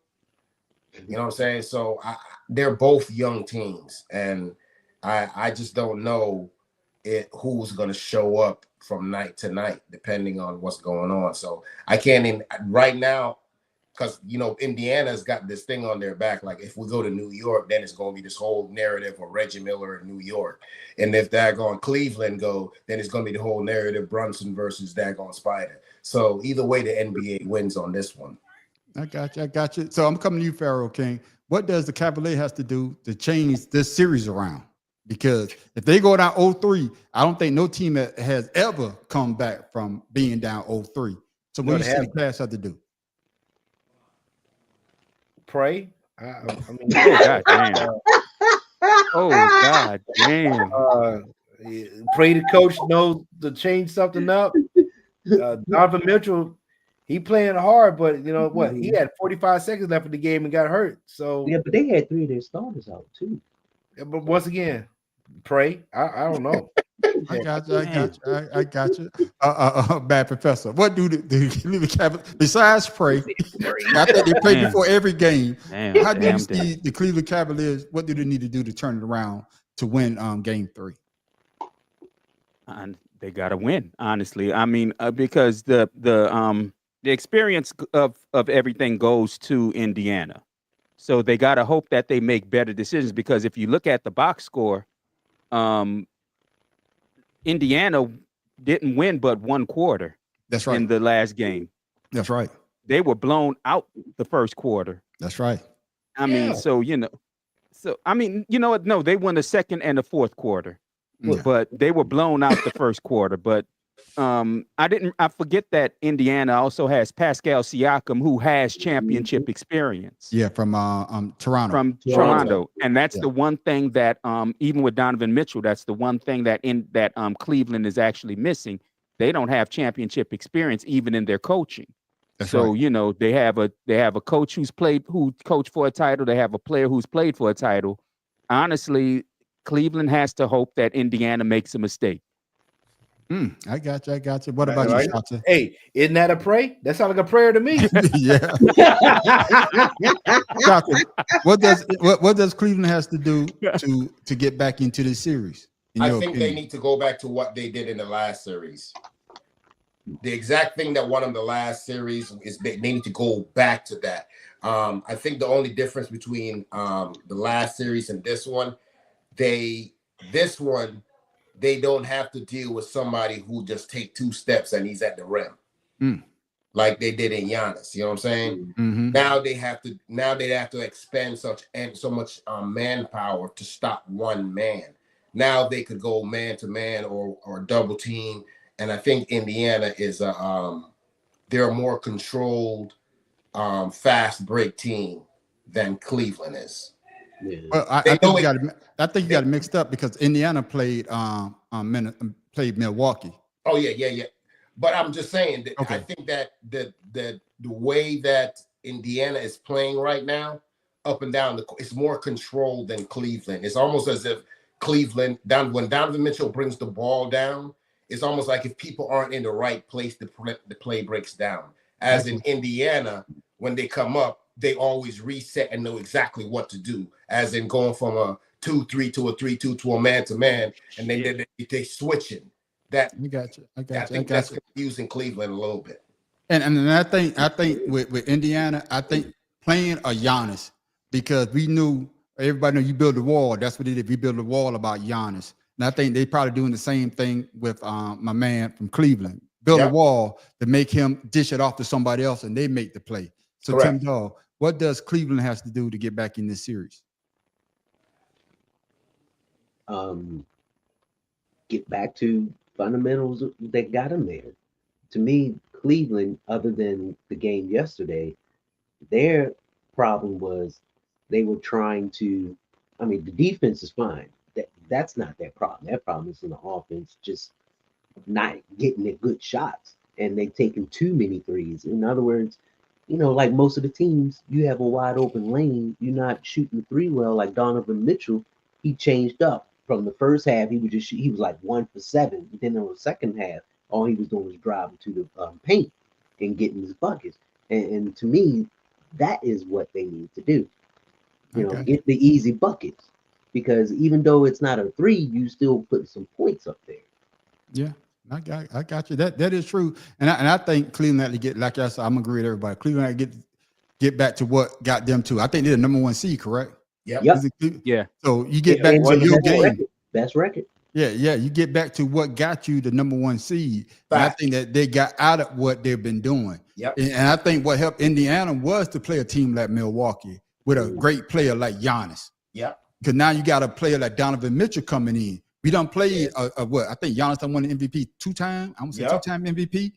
We don't play the 2-time MVP. So Donovan Mitchell, and an NBA champion. So Donovan Mitchell, hey, we got something for you. And it goes down to coaching. That's why I say the coaching made changes on the fly and say, hey, this is what we need to do and do what we need to say. Right, damn.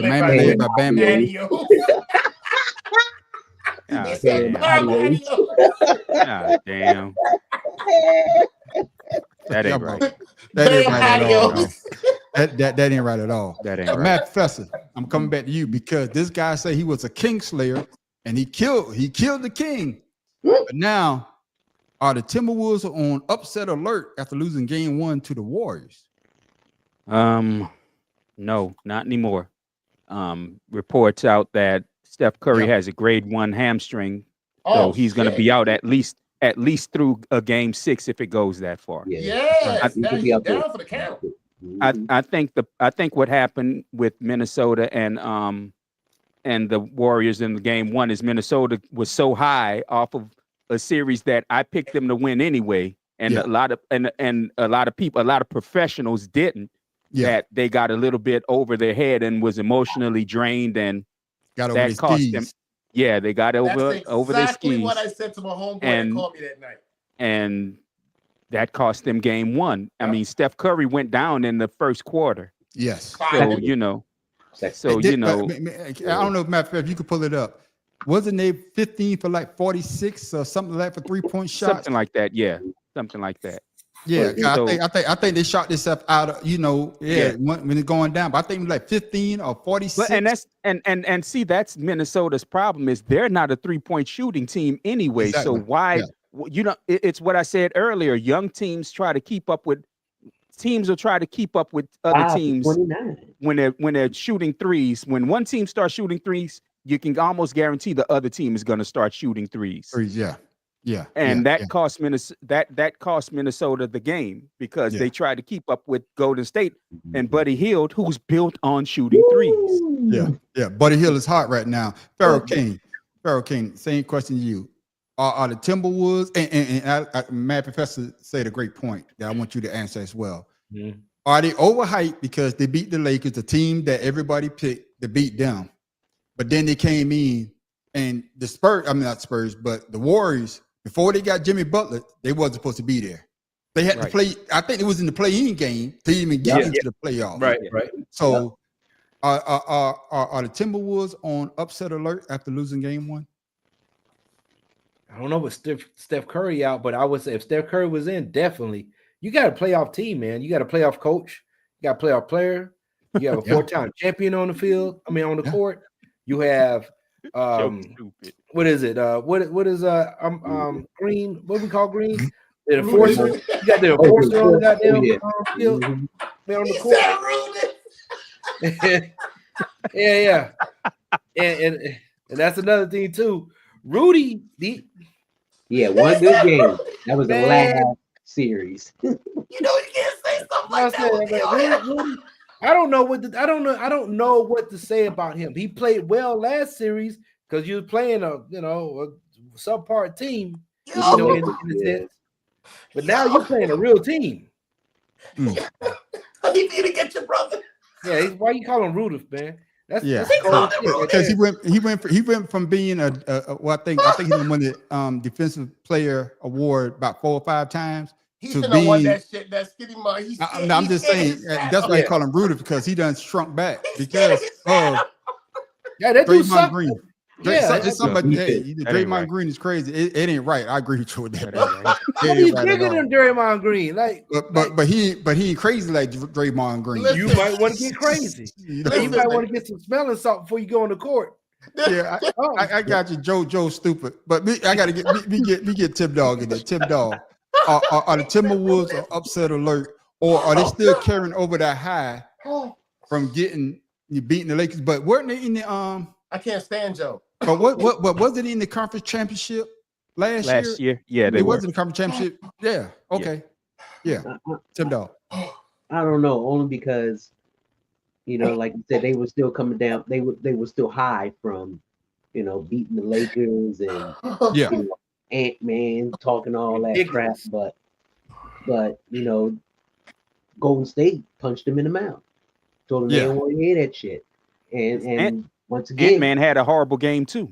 Yeah, because he was too amped up. Well, I mean, what was his stats? But it's just that when you play a team from the previous series and you have a good series, you're supposed to forget that series and prepare for the next team. Yeah. Minnesota didn't get that memo. So they thought that they can run up on Golden State, who are 4-time champions? Yeah. Right. So without Klay Thompson. This is the first year without Klay Thompson.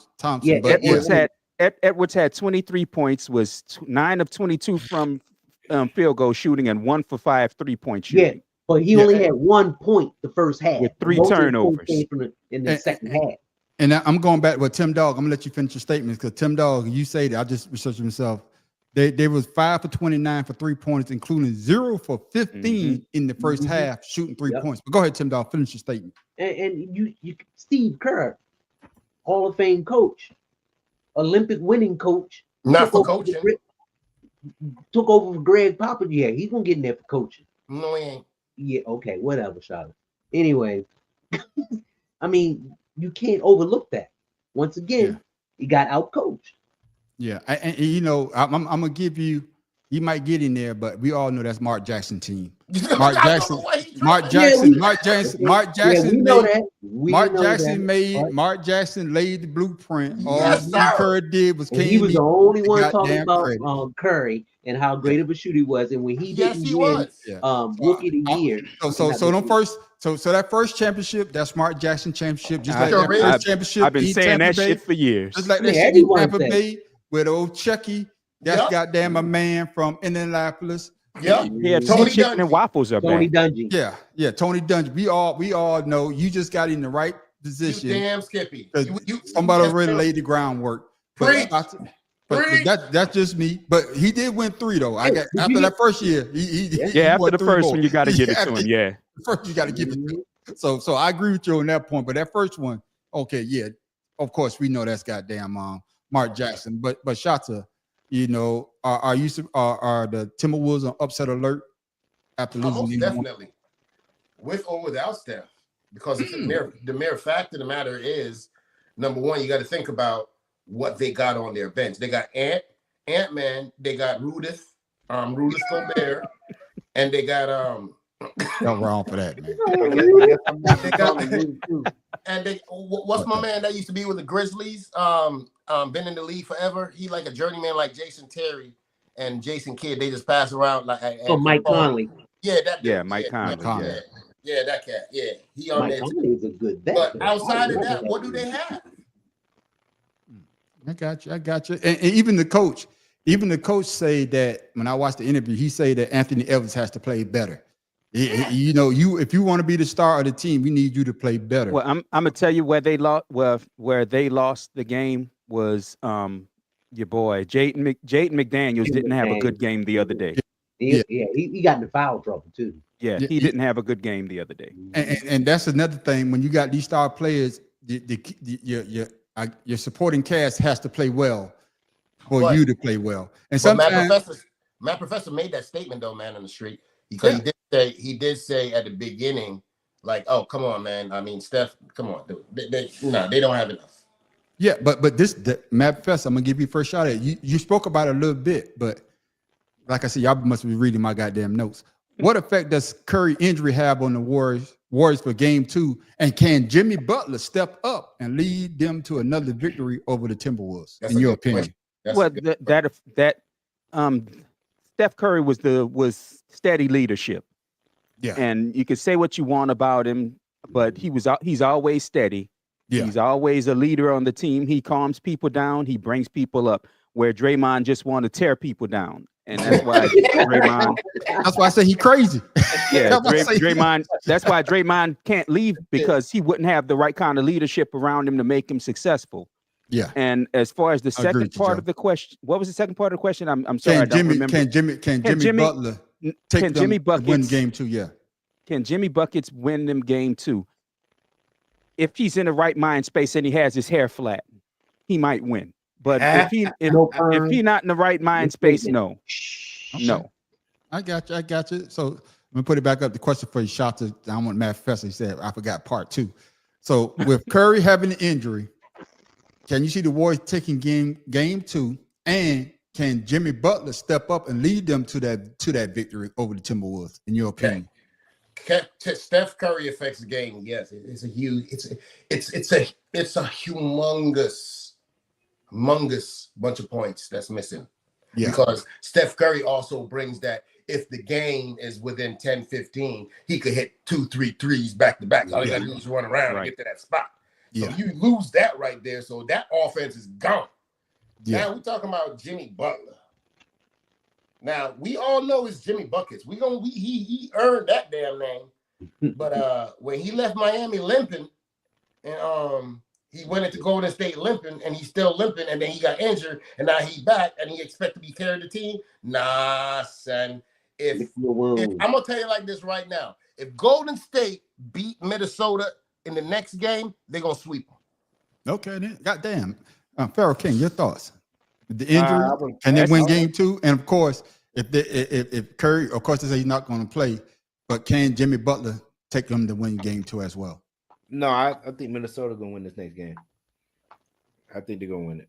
They, like I said, Jimmy Butler is not going to be able to make threes, and the Timberwolves they have everybody still. So as long as the enforcer keeps Rudolph at bay, I don't know. Yeah, and Joe, I agree with you on that. I don't know, but I think the Timberwolves are going to be too much for him this second game. Yeah, and I agree with you. That's a big weapon. And I agree with Joe on this because what he says is that Jimmy Butler says Curry made the game easy because you got the Curry because he can shoot it as soon as you step across. Shit, motherfucker shoot it from across half court. You don't need to be. Every time he shoots the ball, everybody's running back for defense. Yeah, I think who's that? Mike Epps in one of his comedy specials. He say Curry just out there just throwing it up, just walking down with his mouthpiece all out. But that's the type of player that he is. But Tim Dog, with Curry being hurt, can the Warriors win? And if they do win, do you see Jimmy Butler taking them over that hump to get that win? He's going to have to, but it's going to be difficult because the defense. You notice when Curry gets the ball, they concentrate on him. He passes it out, the ball gets kicked around, and that's how they score. Without Curry being in there, the defense doesn't have to concentrate on him as much, and they can concentrate on Jimmy Butler. but the other players, Buddy Hield and was a guy named Brzezinski, you know, Peyton, they need to step up and shoot. So I don't think they're gonna, you know, beat Golden State. I mean, I don't think that Golden State is going to beat them like that, Minnesota like that, but I see it going 7 games. And you know, Hold on. I got a question. Go ahead. So hold on. So you telling me from your assessment, Tim Dog, you're telling me in a 7-game spread without Steph Curry in there, you think Golden State is No, not without Curry, but Curry going to be back hopefully in the 6th or 7th game. That's what I'm saying. I don't think that without Curry, they're not going to win. You just saying they need to steady the ship till Curry gets back. There you go, and they can do that. Yeah. If With Jimmy Butler, and Jimmy Butler, he's gonna, it's gonna click on him. Oh shit, I really need to do something. But you do remember he got injured. Yeah, that doesn't mean anything. Okay. But it goes back. He's been It goes hurt back. before. But it goes back to something I think either Mad Professor or Pharaoh probably say it, or one of y'all said it. It goes back to your bench. It goes back to your players. Like you say, Buddy Hield stepped up. Buddy Hield was like lights out. Can Buddy Hield has another game 2 times in a row? Jimmy Butler's going to be Jimmy Butler. You know, Draymond going to be Draymond. But without Steph Curry, we need another piece. And Buddy Hield in that first game, Buddy Hield was the other piece. Because like you say, Matt Professor, I think Curry went out, the first quarter or the first half? Second quarter. Okay. First quarter. Yeah, first quarter. And you know what I'm saying? see, Buddy, go ahead. Go ahead, Pharaoh. Matt Go ahead. I was and Draymond can't get ejected from the game. Yeah, but go ahead, Matt Professor. What you about to say? Definitely. I was going to say, Buddy Hield to me is the most important person on that team right now, and which is why everybody wanted him. Yeah, the Lakers pushed to get him. I wish the stupid ass Pelicans wouldn't have let him go. Yeah, but here's the thing, though. Buddy much Hield, like they did Dyson Daniels, the most improved player in the NBA. But the thing with Buddy Hield, though, that's why he improved. Ever since he came out of college, man, he played with the Sacramento Kings first, right? That's who drafted him. No, the Pelicans drafted him. Pelicans drafted him out of Oklahoma. Okay, so but he kind of disappeared after he got drafted for a year or two, didn't he? No, he disappeared. He bounced from team to team because no team was using him right. Okay. All right, I just heard about him big coming out of college, and then when he got drafted, and then I heard him for a year, and then I didn't hear nothing about him until he got to Golden State again. Well, like I say, I heard of Buddy Hield when we went on a cruise, went to Jamaica. All the Jamaica were talking about was Buddy Hield because he's Jamaican. So you should know that. Really? Not Jamaican. Not Jamaican. Not Jamaican. My bad. Shot. Yeah. What's the shit, man? Right there. Oh shit. I'm about to say because he's not black enough. Oh shit. What the shit? More, please. The Bahamas. He's from the Bahamas. Oh, Bahamas, Jamaicans, y'all all the Bahamas, Jamaicans, y'all all the same people. I'm fucking with you, Shopton. My bad. I'm fucking with you, man. They all grow sugar. Yeah, they all grow. Hey, they all on land surrounded by water. It all matters. Right. It don't even talk about my goddamn state, man. You talk about my state, man. Clutch his fucking pearls. I got you, man. Well, that's why they wouldn't sleep because of that. And reason why I say that if Steph Curry can't play, Jimmy Butler has to take over the team, and then of course we need Buddy Hield because Buddy Hield needs to take the place of Klay Thompson. Klay Thompson was that guy when Curry was out. What he scored one time in a half, like 30 or 40 something. 30 something points, yeah. 30 something points. But Buddy Hield has to be on. Playing? He played with was he with Dallas? Oh, he was with Dallas, but what I'm saying is Buddy Hield has to be that next point in the call for them to be able to win game 2. But I got Minnesota winning the series. But like the coach said about my man from the Timberwolves name Ant Man. Yeah, he has to play better. And 5 for 29 from the 3-point shot, motherfucker. Somebody else should have goddamn 3. Somebody should have another goddamn film be mad because you could get down there and got goddamn 2 goddamn points. Now, yeah. Now we moving from a team that can't hit a 3 to a motherfucker was almost automatic hitting a goddamn 3. But the Ravens say, motherfucker, you got to go. So, Pharaoh King, did the Ravens make the right decision by releasing Justin Tucker? That's the massage dude, right? Yeah. Yeah, man, shit.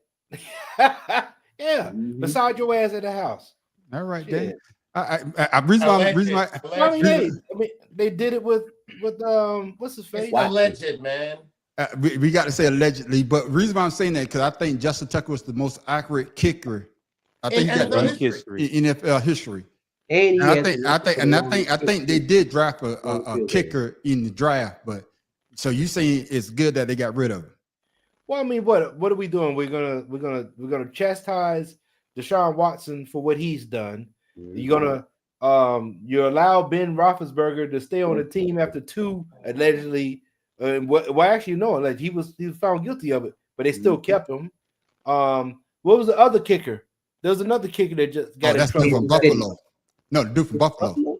Right, the Buffalo. Buffalo. Yeah, he still got a job, does he not? That whipping his wife ass. Right. Well, he got a. Was the Buffalo or the Giants? Either Buffalo or the Giants, but he was whipping his wife ass. No, it was the Giants. It was the Giants. It's the Giants. Yeah. He still got a job. So they're picking and choosing who comes and goes. You know what? Everybody should get the same thing. If you get in trouble for some type of domestic violence or whatever, you got to go. Get on up out of here. You agree with what Pharaoh said there, Matt Professor? Whenever a white guy loses a job, I love it. So I'm fucking kidding. I'm fucking kidding. But yes, there's always truth in a joke. Hey, they learned it today. They learned it today. But here's the thing. When something like sexual assault comes up or sexual misconduct, you gotta take that shit seriously. And it's unfortunate. And I know it seemed like we're all double talking because we hate when an accuser brings up something from a long time ago. Yeah. But with the NFL being what it is, and they're doing this big outreach to ladies playing football. I mean, to ladies playing and watching football. You have to take it seriously, unfortunately. And Justin Tucker, not unfortunately, you have to take it seriously. And Justin Tucker, he had 3 years left on I think $40 million contract, which made him the highest paid kicker in the league history. Yeah. They had to take you can't just gloss over it. Yeah, and of course I'm coming to you, Shot. And of course with the Ray Rice situation, you already had with the Ravens, right? With the Ravens. Now we got something else dealing with, sexual assault. Ray Rice, we all saw the video. We can't say never heard from that brother again. Yeah. You know what I'm saying? He got a podcast now or some shit. But with letting him, they have to set the standard. It's like, hey, it's not gonna be us because of course of the Ray Rice incident, which popped up everything. Then everything just started coming out. So, Shata, do you believe it was a good decision by the Ravens cutting ties with Justin Tucker? Yes, at that time, the season he had last year, he was struggling. Oh yeah. Anyway. Oh yeah. That's one of his worst seasons. Yeah, that was it. This was his most horrible season in a long, long time. So yeah, him and they had already got the use out of him. So with him and Deshaun Watson, both of them had terrible seasons. They ain't getting the massages like they used to. Hey, look, I'm just saying now your time has come. LeBron need to follow suit. Just go ahead. Yeah. I'm just saying. I can't get my homegrown goddamn massages. Shit, I be missing field goals too. Them dog. That's your other team. Your other team. So how do you see your Baltimore Ravens cutting ties with the most accurate kicker ever in NFL history? Oh well, gotta go. But there's one thing missing: the media scrutiny. Because when Ray Rice and Deshaun Watson, every 5 minutes, CNN showing something about because he was released. Correct. But and it's alleged. Even if he wasn't released, I mean, you don't hear anything about it. I guess so. Tim Dog. Can I say this, Tim Dog? Can I help you up, Tim Dog? I guess he didn't get the same scrutiny that Deshaun Watson got when the news broke. But in defense, Deshaun Watson was the face of the Houston Justin Tucker Yeah. is not the face of the Ravens, so you're not going to get that same type of scrutiny. And it I wasn't, understand what you're saying. and it wasn't the same number either. Yeah, yeah. And so Tim, I understand what you're saying about he should get the Was same Ray scrutiny. Rice the face of the Ravens? But Ray Rice was Yes, on he camera was. beating the piss out of his wife, and Yeah, yes, at Ray the Rice time was. of the Yes, he Ravens, was. he was the face of the Ravens. Yeah, Yes, he as a running was. back. Yeah. Doesn't matter. Assault is assault. No, we agreeing with you, Tim. Dog. Yeah, we're agreeing, yeah. No, we all agreeing. No, on I'm that. saying lose as his far mind as over there. the media, like I said, the media scrutiny. You said chlamydia. Yeah, That's the I ain't say media. no chlamydia. Oh, But I think I wow. know what you said, Tim Dog. We all agree with you on that If point, bro. you got a problem, you need to go see a doctor. No, I guess what we're saying, but I'm gonna say this. We're I don't agreeing give to a fuck. disagree. Right. No, I'm gonna say this. I 'cause know, don't I give a know what fuck. y'all saying. I'm just No, upset. I'm gonna say because like the math professor said earlier, motherfucker get mad at me. Right. This is a white guy. You're not gonna get that publicity on a No. white guy. You get more It's publicity. obvious. We get more publicity on a black guy because everybody portrays the black guy as being a Predator. tyrant, a predator, any goddamn way. So That's probably- and then he's a kicker. So Yeah. we not gonna get that same level. Like with Deshaun Watson, yeah, he's a black man. He's gonna be that tyrant or that predator. And then with Ray Rice, of course, he's a running back. He always getting hit in the head. and Ben So Worthless you're gonna Burger. see that. You're not gonna see the same type of scrutiny from the media because they're not gonna get a lot of clicks or a lot of views because we're talking about a white kicker Right. that kicks 3 points every fourth down or whatever whenever he get a chance. When was And the last that time is a like- kicker? When was the last time a kicker was relevant in the NFL? Sebastian Janikowski. That's it. Yep, Janikowski. Okay. Yeah, but I'm Justin just being Tucker. real though. Justin Tucker. Exactly. But I'm just Justin being Tucker. real. He's not gonna get the same type of scrutiny from the media, but we hold his ass to the fire though. Bitch ass, we holding his ass to the goddamn fire on the goddamn Bedded and Sex Sports podcast. That's right. You damn That's right. And- Well, But yeah, that's what it is. Yeah, Tim. no. But, Bet he had but some Tim Dog, big but Tim ones. Dog, we agreeing with you though. I don't want you to think that we're not agreeing with you. Yeah, we we're totally agree completely- with you. yeah. Everything that you say, we totally agree. Moving on, man. Moving on to baseball. Now I'm coming to you, shots. This your team. Why do you believe Aaron Judge is having the remarkable start to the ML season this year? What would you point to that? Hey, this is what he's doing better. There's only one thing. He started the season the same way last year. They got them new bats. That's it. And he The booty happened bat. that going real good with it. That's it. That's a lie because he's not using that bat. He's not using the booty bat. No, No, he's using a traditional bat. Okay, Look it well, up. I'm not surprised because he did the same thing last year. It's just what Aaron Judge does. I got you. I Until got some come coming to the you, end man, of the Professor. season. I guess with the way that he started to see, do you think that because the way that the Yankees lost last year, that he went and start looking at film and say, hey, I could do this better. Instead of trying to hit home runs, if somebody's on base, maybe I need to knock in another RBI. Maybe I need to put us in position to make that play. And goes back to something we talked about with Luka. You know, did Aaron Judge say, hey, I want us to get that championship because the Yankees is known for champions. Right. We not known for not making the World Right. Series or better not winning the World Series. Right. So you think that he took that to mind and said, hey, this is what I need to change a couple of things. Fuck all the home runs. The home runs are great, but maybe I need to do other things to make our team better. Your thoughts? I would hope so because he's been hyped for the last 4 or 5 years now. Yeah.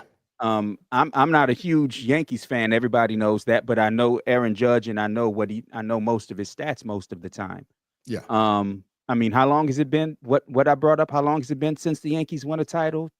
It's been a while. 10, 15 years at least. I think That's time one he of the won- Cowboys, thank God. No, last not time they no. won, Thank God, no. I think what's my man name was on the team. What's my man name? Oh, Oh, you shit. talking about old boy the reliever, Rivera. Yeah, but I'm talking about the Manny. guy with J Lo. He used to date J Lo. Rodriguez, Rodriguez. not David Rodriguez, Justice. yeah. Rodriguez. Well, that's Halle Berry. Yeah. Hey, Coach It doesn't matter. Halle Berry. Same person. Yeah, same same person. It really person. don't matter. It really don't Go fucking ahead, matter. listen. Go ahead, man. Some biracial ass dude. Yeah, But hey, anyway, go ahead. Go- anyway. Don't talk about Halle like that. Don't do that. No, we talk about the dude. We talk about Halle. Anyway, Go ahead, Professor. But he had Aaron Judge has stepped his overall game up. I honestly it's as best player in the league. I'd still hold him behind Shohei Ohtani Yeah. personally because Otani's crushing yet again. Yeah. But yeah, he had to do something because the Yankees always had big bats. That Yeah. big bats and great pitching. And Got shut up, very shut up, Sound like- Pharaoh. sound like you Shut, said big shut, bats. shut, We ain't got shut that. up. Big back. But yeah, he had to do something because them flaming out in the playoffs every year Yeah, is not helping the Yankees aura Yeah. because nobody wants to play for the Yankees anymore. Yeah. Shotzer, that's your team. Defend your boy. Oh, Shotzer I'm already not- went. Yeah, I did, but at the same time, I don't have to defend greatness. We're saying what we need to say. You're right, Okay, Joe. then. 2008, yeah. All right, Yeah. then. Well, Tim Dog, man, what they in your league, they in the AL. So AL East. your thoughts? My thoughts is this: how is it that Aaron Judge can be a great player but improve himself, but Luka Doncic can't? Okay. I got you. Because it's Sir. two different sports. Two different No, sports. but no. I guess No, I'm saying, no, He got a point. He got a point, but no, I'm gonna tell you why we say that. Because Aaron Judge is young. Luka's Yeah. been in the league 1,000 fucking years and 8 been years. playing Judge been there basketball how long? 1,000 years. How long has Yeah. Aaron Has Judge it been there? has it been 8 years yet? Because I know he missed a year for injury. I guess, It's close to. and I'm gonna get Farrah. Farrah, I haven't gotten you right. 9 years. You got Okay. 9 years. 9. Ooh, even longer. So But he's Farrah, not as so- old as Luka. But that's why, Right. Farrah, let me ask you this question, and that's why I say with the lore of the team, with the pedigree of the team, like with the Lakers and with the Yankees, we not known for going out in the first round. We not known for not winning the World Series. We not known for not even making the NBA Finals. We known home of champions. You could go down the Yankees pedigree. God damn, they got so many goddamn Hall of Famers. So with the season that he started off with, did you see the adjustment that Aaron just made in his game to say that, hey, I'm gonna do things different to make sure that we get over the hump this year? Man, and that just goes back to what I was saying earlier. We don't know. I mean, Aaron Judge is like a monster. Farrah, you a damn good ventriloquist. Yeah, to do that thank you, shit over Farrah. 1,000 Oh, I'm miles. sorry, my bad. My God bad. damn. I'm sorry. I'm Go sorry. ahead, Farrah. It's all good, Tim. I'm Though sorry. you old. My bad, Farrell. I'm sorry. You No, old. honestly, We old. We're talking about batting, I ain't old, nigga. right? We're talking I about a said person Pharaoh. that's hitting the ball, as opposed to the team itself. The pitching isn't that good, Yeah. right? You got to look at the pitching. The Yankees were known for having top-notch Pitching. starters and closers, And when Yeah. was that? and that was the last time they won. Then Joe Torre. right? Yeah. So Okay. we talk about a person that's hitting the ball. Those can come and go. That's a slump. You know what I mean? Or you stay in the batter's box, do whatever. We'll know by All-Star weekend how Yeah. good it's going to be, because you're gonna be facing different teams in those series, after the All-Star weekend. So I would say that Aaron Judge batting, yes, he's good, but we talk about team overall. They Yeah. gotta fix their pitching, and that's what's gonna win or break them. But see, that's been their problem is they've given up pitching prospects for hitting. Yeah. right. So I'm saying you can hit the ball all day, but if you can't keep the other team from hitting, what the fuck are we talking about? Just like my I got you. Orioles. I got you, man. What did I tell y'all about New York general managers? Who cares? Yeah. I guess what I see with him and the adjustment that he's made in the season to start, that I think that he went and looked at and say, hey, it's not about always the long ball. If I could keep it in play, if I could move the runner from first to second, or if the runner's in running position, if I could move him to home plate, that's the adjustment I need to make. I don't have to hit it. I don't have to hit it out the park every goddamn year.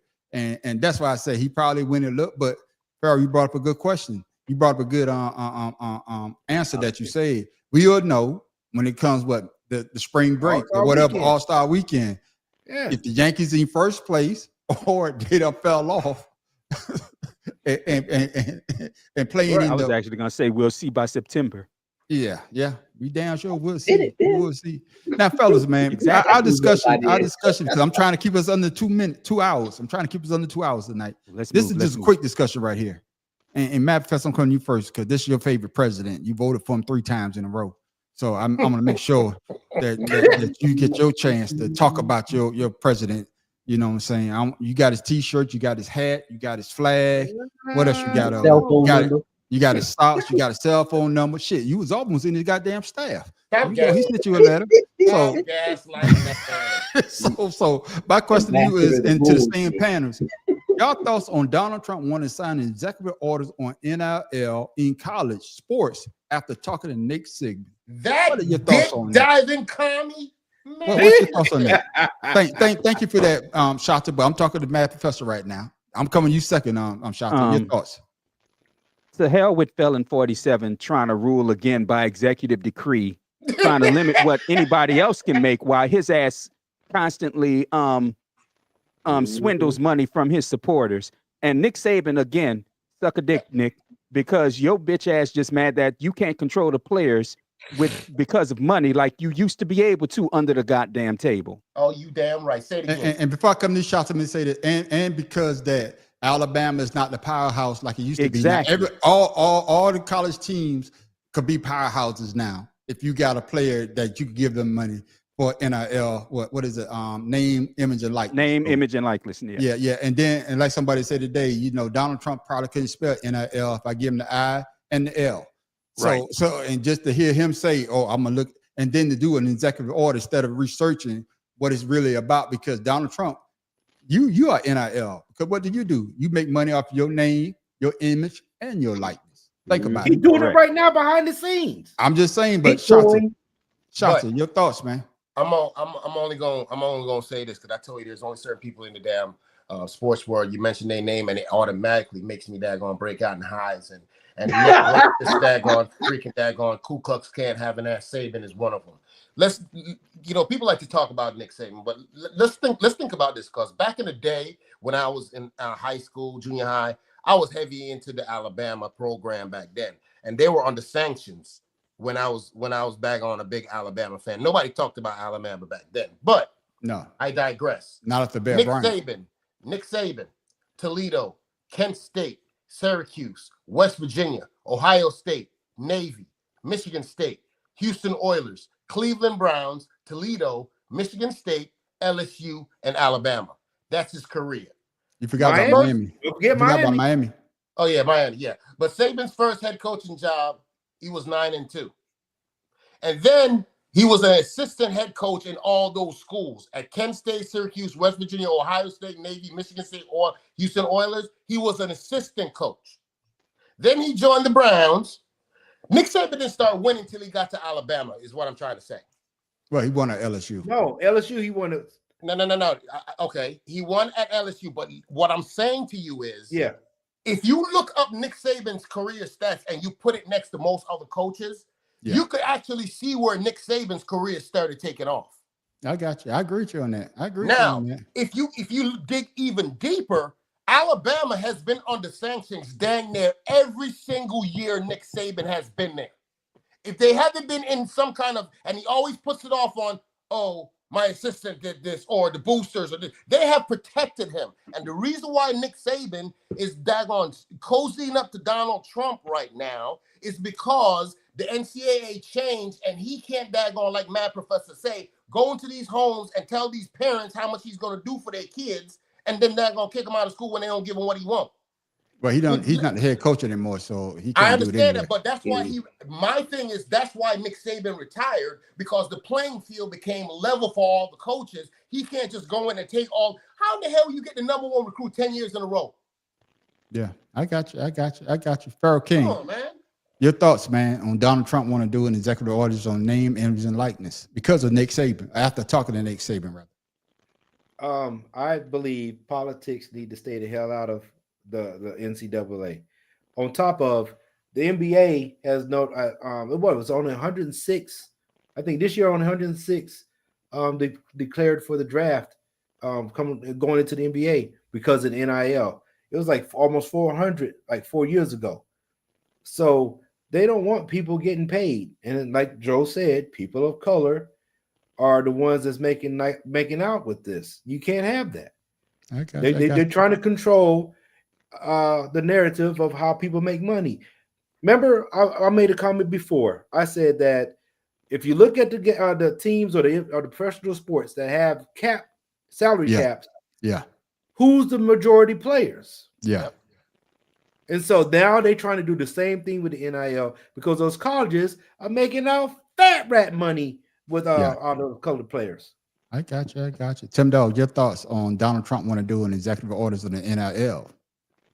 Shoot, if it takes somebody going up there kissing up to his ass to get an executive order, I'm gonna tell him, shoot, I need a new house. Do executive order for that shit.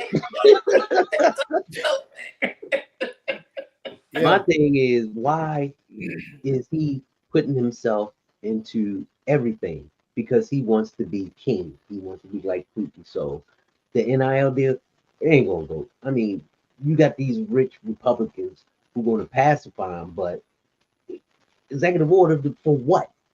That is not the presidential duty. It's responsibility. You making it your responsibility because you want something relevant to do. That's it. But executive orders aren't laws. No, they're not. And that's why Harvard is taking his ass to court. He doing executive anyway. I guess is not the right thing for a president and for Nick Saban to complain and bitch about because his bitch ass is sorry without control, and that's what this is all about. Control. And that's why baby move to me. And I think we all in the same agreement right now. We want these brothers and sisters to get paid. We want everybody to get paid because your name, image, and likeness. We want everybody to get paid. But I agree with Joe, and what Joe said is that the reason why they're doing it is because of that majority of people that are making that money are people that look like us, and we can't have that. We want them to be able not to be able to get something to eat late at night. We want to keep them on that plane. We want them to beg to come to our university. And because of name, image, and likeness, I don't have to come to your university. I could go to a small school and get the same publicity that I would have got at your school. I may not be on TV every goddamn weekend, but at least I could buy my mom, my dad a house. That's what I'm saying. I could buy my mom, my dad in the house. And Farrah, I grab you brought up a great point that when you say that only 104 for the NBA draft, whatever, but last year was because now you're making money. That's why, not to switch subjects here, but that's why women college ball players want to stay because they make way more money than going professional. Yep, you know what I'm saying? You know, it is what it is. But man, good conversation, my brothers. But now it's time to go on. Oh man, Shata. No, hell no, Shata. I'm gonna let you go last because you keep interrupting every goddamn body. You go ahead and get this scene right here. We haven't did this in a while. But in case you missed it, I'm gonna give you 2 for 1 today, ladies and gentlemen. Make sure I got the right one. There it is.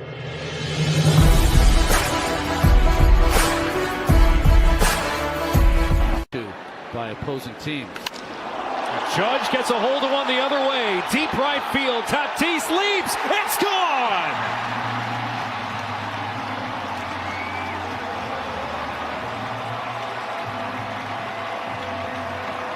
Aaron Judge goes Oppo.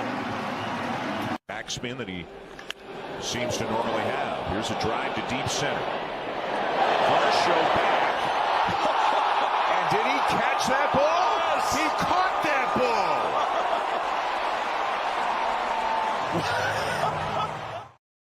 Yeah, in case you missed it, y'all saw the smooth play that my man did. He dropped the ball. So which one you was more impressed by there, Tim Dog? The guy falling down catching the ball, or the guy the way that he kept that ball and stole that ball? Huh? I'm gonna say the second one because that's impressive. You fall and you still have the awareness to catch that. That's impressive. I got you, Pharaoh King. Well, I had to say I was very impressed with the second one, but after I saw the Aaron Judge steal, that dude, he didn't even know the ball was rolling by him. He picked it up. You know what I'm saying? Come on, man. That's impressive because our dude, he looking everywhere for that ball. For that damn ball, yeah. I think he gave it to the guy behind him, me personally. But my man, Matt Professor, which one impressed you the most? I'm agree with the first two guys.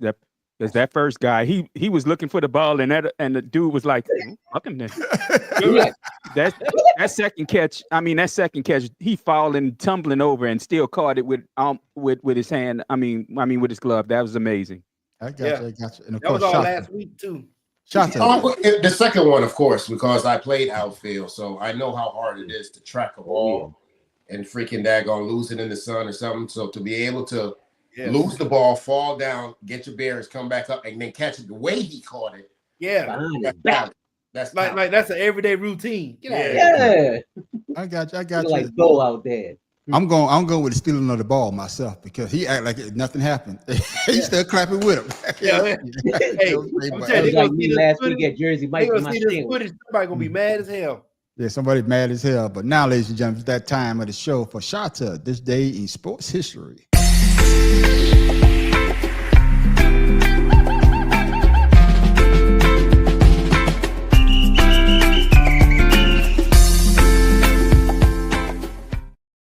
Shata, what you got for us? I only have one thing for us today. In light of everything that's going on, we forgot this weekend Kentucky Derby happened. Yeah. And today in 1977 was the 103rd Kentucky Derby ran. And guess who won that race? Secretary. Shoemaker. Huh? Shoemaker. Secretary. That's what he says. I'm always say secretary. Who? Yeah, that's right. Negative. No, what'd you say? Oh. Okay. In 1977, the 103rd Kentucky Derby was ran. Right. What's the name of the horse that won that race? I say secretary. Okay. I said Shoemaker. No. But I know that ain't right. No. It was like Seattle something. Seattle Slew. Not Seattle Slew. I don't Yeah. care. I was only 4 years old. Yeah. So who won? Pharaoh's right. It was Seattle Slew. Okay. Yeah, he wrote. That was the name I was gonna say, but Me Yeah. too. Yeah. Yeah, that's what I say. My name started with an S. Negro, please. My name started with an S. Shit. I was gonna get there. So today, 1977, in history, Seattle Slew won the 103rd Kentucky Derby. In lieu, that Kentucky Derby was just ran.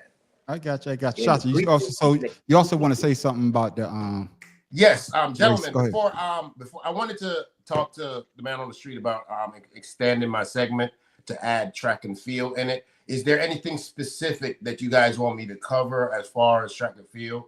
Because I know all of it, the field worldwide. I don't know what you guys are. Is it something that some particular sport that you might be say you like to me to report on or something like that? For me, I could go up and down the list with no problem. I was too fat to run track, so no. It's slow. It doesn't matter. Hey, That's interesting to me because I don't know anything about it. So this is backstage talk to me. yeah, let's talk about it backstage. We talk about it backstage, but that there it is, man. Ladies and gentlemen, that's Shata. This today in sports.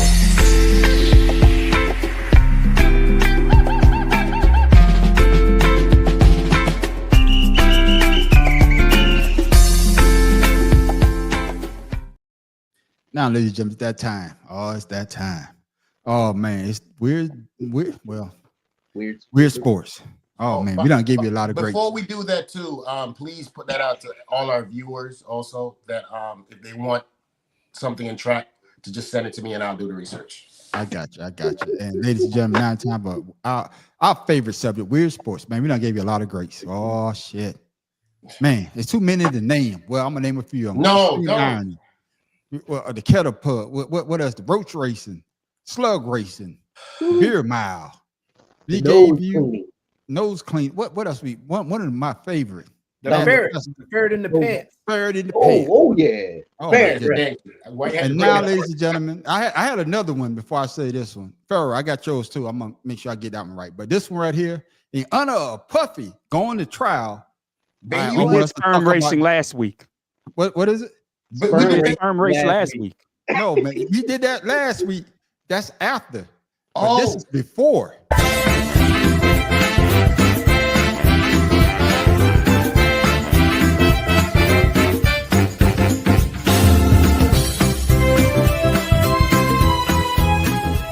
This wrestler is pouring olive oil into his pants, getting ready for a sport that's as challenging as it is skillful. This is Turkey's national sport, oil wrestling. In the match, competitors often reach inside each other's waistband, looking for the key grip point. As for why they cover themselves in olive oil, it's Why to are we make the doing grip more this? difficult and add an extra layer of challenge to the game. I say you order a puppy. Why- I say you why order we- a puppy. Man, Why are we Professor, doing this? I say you order a puppy. To get the good grip place. What the fuck? You stick your hand down there and pull out a handful of shit. Damn. What? I say you order a puppy. You know he did the baby oil. They do olive oil. They grab a crotch. He grab crotch. Move on. Move on. No, they're not grabbing crotches. They grabbing ass. Move on. Go ahead, And- Tim, dog. Notice the skin color once again. But that's turkey. For turkey. It's Well, caucus. Caucasus region. You see, that's that. That's that Alexander the Great with his soldiers type. He said Alexander the Great. No, Oh, man. That ain't no bowling ball. Hey, Pharaoh King, man, you my boy. See, that's what I say. I say in honor of Puffy going to trial. I want to keep that same vibe. I did that, right? And the next thing out of my mouth was no baby oil, and then you daggone gonna put olive oil. What the hell? But Pharaoh, man, But it your wasn't thoughts, baby man. oil. It wasn't baby. Yeah, that was nasty. Hey, olive oil got a little bit more viscosity to it. Bad Professor's like, We're not- and they we're try not to get a talking better grip on We're what? not talking about this. No. On that But ass. they said the object is to reach into the other person. Oh my God. to get a better grip. So you get a better grip. Thank you for that, Pharaoh. Thank you for having my back on that, Pharaoh. Thank you for having my back on that. That's a segment. Every week I for you think it and can't Pharaoh. worse. Joe said every week I think it can't get worse. And And I must say, nobody y'all got a keep list for sexual No, harassment. no, that is not y'all. Okay, Sexual assault. Thank you, Joe. y'all. Thank you, Joe. Y'all. We Y'all. try our best, man. We got together, and this is what the video that we picked. No, we didn't do nothing. The Celtics have I missed was at a 79 family free throw barbecue. 3-pointers over the last two games. Yeah. They've let New York come within 5 points of this game. I told you. I They're told 10 you. for 40 today. Yeah, told 10 you. for 40 today, but that's what it is, man. But thank y'all for watching Damn. our Weird Sport of the Week. But now it's time for Pharaoh King Trivia Question of the Week.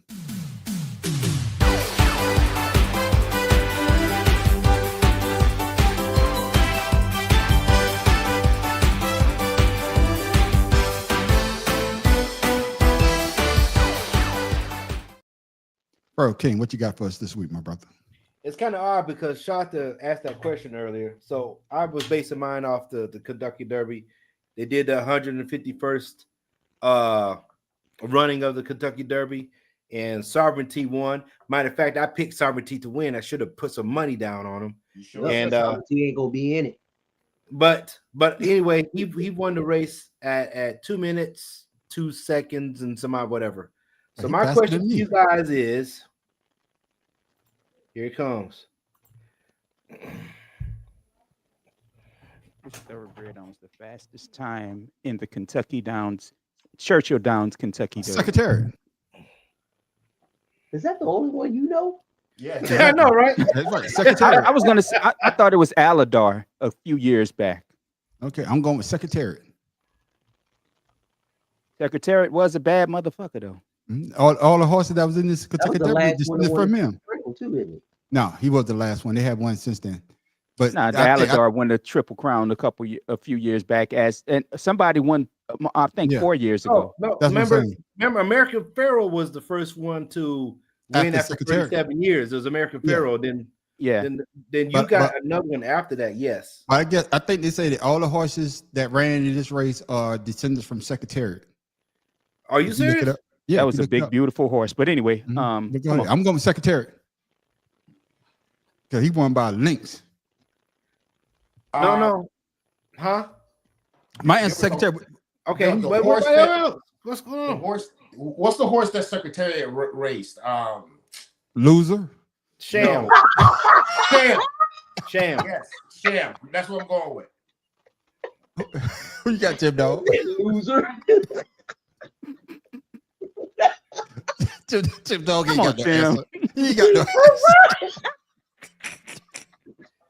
Tim ain't got the answer. What's the answer? What's the answer? Tim ain't gonna get it right anyway. Hey, I'll wait. Here we go. I ain't even gonna be Here it is.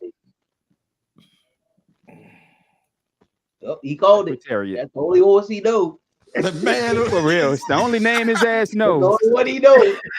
Hey, it was by default because that's all he kept screaming. I That's wish all your he ass would have knows. changed the answer. I wish I could. And then told him his ass was right when we went off. So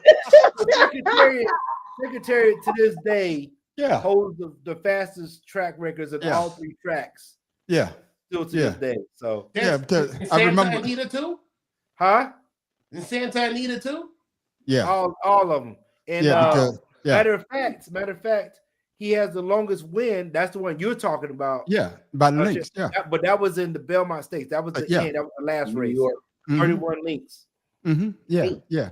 Man, the man on the street is killing y'all. Y'all need to catch up. Yeah, Y'all need to And be that's all- by default because you know nobody Yeah, else. because even when you don't get it Nobody right, else. you get it right. Yeah, that's right. Eventually.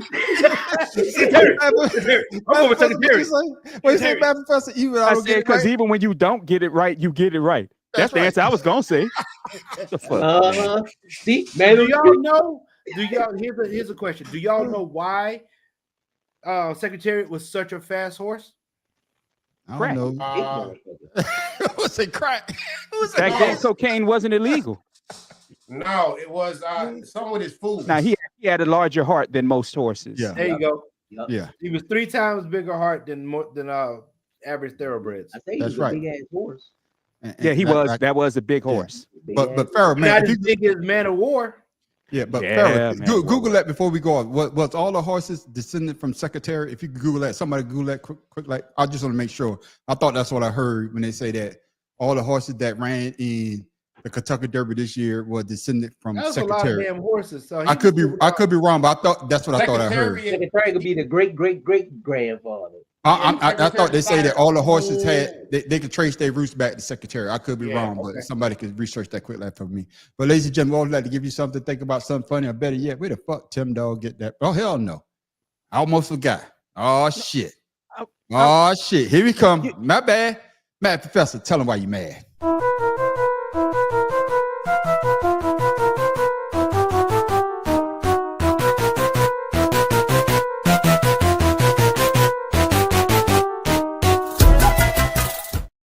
My bad, Well, man. before I you get talk to shit it- about LeBron. You talk so much shit about LeBron. Man, And that's why I was gonna tell you I don't need to talk about why I'm mad because I got it out early. But no, every horse this year is a descendant of Secretariat. Yeah. It was? Yeah. Yes. That's wild. Yes. Yeah. But that's why it was a small field this year. But why I'm angry does concern the Kentucky Derby and the Triple Crown. It's pissing me off that horses get to pick and choose which race they run in. They don't want to run in Preakness because it's so long. They don't want to run in Belmont because their horse will be tired. That is why the Triple Crown is a fucking achievement. That's what the achievement comes from. Your horse being able to race and win every damn race. Yeah. Stop pulling your horse from this race and that race because you don't think he's gonna make it and then saving your horse for the next. Fuck out here. Y'all weak. Y'all horse is weak. You weak as a trainer. No, it's the American way now. It's called the wussification of America. And that's my point. Are they resting the horses? That's my point, because here's my problem with it. I wish they would make a rule that if your horse is going to run a Kentucky Derby, unless he's injured or she's injured, you should be committed to running the next 2 legs. Yeah, because I think what the next one is the Belmont, right? Yeah. Belmont is next. No, Preakness. Then the Belmont is okay. And what's the Belmont? It's a mile and a half. Yeah, Preakness is the long one. Long. Okay. Hold on. All right then. But thank you for that, Matt Professor. But tell them why you mad. 1 3/16 is Preakness. I got you. But ladies and gentlemen, now it's that time. I'd like to give you something. New York done taking the lead with 1 minute and 40 left. That's what I'm talking about. By A. Well, can I before you talk, Tim Dog, before we get you, man. Only reason why I want the Knicks to lose because I want to hear Stephen A. Smith. Shata, you don't like Stephen A. Smith, but y'all motherfuckers, y'all be texting us to this goddamn game. Let me tell you something about that damn Django ass, damn Stephen ass, damn. Okay, tell him why you're mad, Shata. He ain't no Knicks fan. That dude, he jumped on the Knicks only because back in the day, Charles Oakley and them was daggone doing their thing, and he decided when he got to ESPN, I want to go ahead and jump on the Knicks, this, that, and the other. Well, all I know is Tim Dog. All I know is we like to give you something, think about something fun, and better yet, where Tim Dog get that from. And Shata got an autographed picture of Stephen A. Smith in his goddamn locker right now.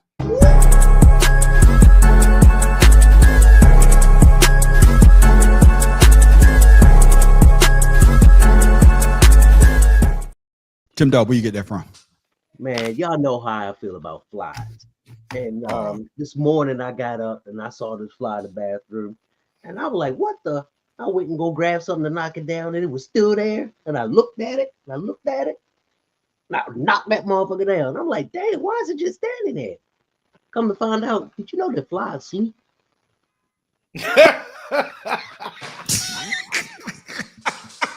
No, I didn't know flies sleep. Thank you for telling me. Yes, flies do sleep. So the thing about flies is if they don't sleep, whenever they don't sleep.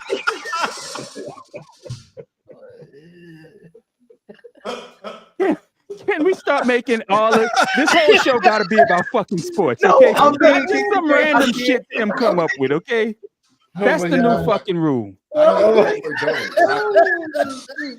I don't even know what's going on right Flies now. they do sleep. Hey, Jim, that was a good punchline because I was sure waiting on something, boy. Oh, You and man on the street. You know what? They- You and man on the street. You guys need to start sending private messages for your.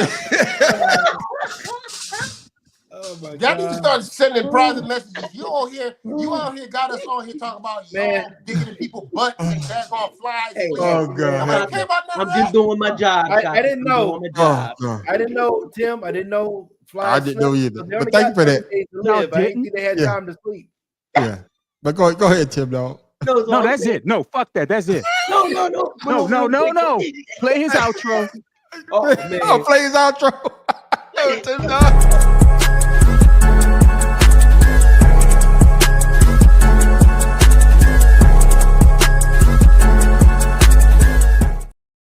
Matt Professor, before we go, Man, Professor. Matt Professor, before we go, what you got for the people? I ain't got shit. Let's go. All right, then. Tim Dog, you got anything for the people before we go? Hilarious, man. Oh, what I got for the people is please respect the dead. All right, that's what I'm talking about. Including that When- fly. Yeah. Pharaoh King, what you got for the people before we go, my brother? And I just wanted to let y'all know, man. So I was coming outside the mall the other day, and I had seen this woman crying, right? So she said she had lost $200. Oh Lord. So I gave her $40 from the $200 that I found. So, God had to bless, you know. If I'm gonna bless God you, bless if you. you I'm bless gonna me. bless him. Shanta, what you got for the people before we go? I have, all I know is, you know what? Thank you for listen. You say, Pharaoh, give a 40 on the two. No, a famous person once said, "Thank you for coming out. Have a good night." I'm sorry, what was that, Shanta? Oh, shit. A famous person once said, "Thank you for coming out and have a good night." That's right. Yeah, Well, go, Russ. and his ass on the goddamn island right now, scared to come back to the States. But Click. Matt Professor, shout out to socials before we go, my brother. Oh, I Muted. got Matt Professor, you advice. muted. I can't I hear got you. relationship advice real quick. Oh, No. you coming to you? Go ahead, Matt No. Professor. Shout out Find to me at socials. the madprofessor.1 Instagram and madprofessor1 Blue Sky and madprofessor.1 YouTube. I put something out yesterday. Ain't nobody watched the shit. I don't care I watched it. It's I on don't- YouTube. I don't care. I ain't seen it. It I didn't come watched it. across my No. feed. No, I watched it. I might have not. I put 2 subscribers, so it might have not worked, but I don't know. You know what? I'm not saying I don't care because nobody. I'm saying I don't because this I nigga saw with you flies sit on and this Blue other nigga Sky. stealing a lady, the lady $150 He stole dollars. it. He found it. He stole it. He found it. And he was nice He- enough he to did give her give her some money, but $40. he lost her. I had to bless her. He blessed her. It's Hey, I like found that 200. sandwich last week when I It is got what it it out the is. store. My man Tim Dog, shout out to socials so people can follow you. That's why Find I'm me on mad. Instagram, Father's Love 99. Pharaoh King, shout out to social people follow you, my brother. Hey, for like I said, for relationship advice, like if we play fight and it don't lead to sex, I'm gonna whip your ass for real. So My God. Pharaoh71, Pharaoh_71 Instagram. Oh, God, shot. This motherfucker that went from finding $200 to giving a woman $40 too. If we play fight, if we don't have sex, we gonna fight for real. Man, what type of Ray Rice shit are you talking about? I keep telling you, my wife has yeah, listen, she has an open slot. She can talk to I you. got you. Shout out to social, my brother, so that people can follow you, my brother. Yo, you see it there. So one love, shout out Blue Sky at Social. Just want everybody to understand and have a good week and make sure you take care of each other and your families. That's right. And of course, you can find me, the Man on the Street, at the Man on the Street Show on YouTube. You also find us for the Better Than Sex Sports Podcast on YouTube and on Facebook. Make sure you tell a friend and make sure you subscribe. Watch our videos. I'm telling you, pretty good. We also got another podcast called Two Cigars and a Blunt, which goes down every Friday night at 8 o'clock on YouTube and on Facebook. But then what's called Two Cigars and a Blunt is Ashed Out. Oh man, I'm telling you, that's the best day on Friday. Friday is my best time because Ashed Out, everybody gets a chance to talk about what they want to talk about. And sometimes it goes right. Sometimes it goes left or goes down the middle, but 99% of the time, you're going to go left. And we have a good time. By that time. Yeah, by that time, if you're going to have a good time. But make sure you come back next Wednesday night for the Better Than Sex Sports Podcast. All we do is talk about sports until we get the Tim Dog segment. And we don't know where the fuck that shit goes. At 7 o'clock. Make sure you tell a friend and tell a friend. Juan must be working tonight because his ass isn't on here. He had no joke. So. Juan don't work the evening shift no more. Or Ice might have got his ass. But Oh shit. Oh shit. I have to tell him tomorrow, say, hey man. Oh let him know that you're shit. still here. And with that, So he can start I am, hiding. that's right. And with that, ladies and gentlemen, I am the Man on the Street. Hey, this is your relationship guy, Pharaoh King. Tim Dog from Be More Careful. Don't take relationship advice from Pharaoh, the Man on the Street. But I'm the Mad Professor. That's what he meant, son. I want to apologize to all our viewers that just come here for the first time and see this kind of ridiculous thing going here. So this is what we do. Same time next week, come back and see. Hold on. What, you not gonna, why you telling me to take the advice from me? Hey, I ain't never get nobody no bad advice. Me either. Yeah. No, Man on the Street, you let the shit happen. You let the shit happen. You knew what was coming. You could have muted this Negro's mic, but you let it happen. So I blame you. He's straight Jerry Jones. Oh, man. And with that, ladies and gentlemen, we are the Better Than Sex Sports Podcast. See y'all next week. With that, we're out. Peace. Man, Professor, you wrong for that, man. Fuck you, man, Professor.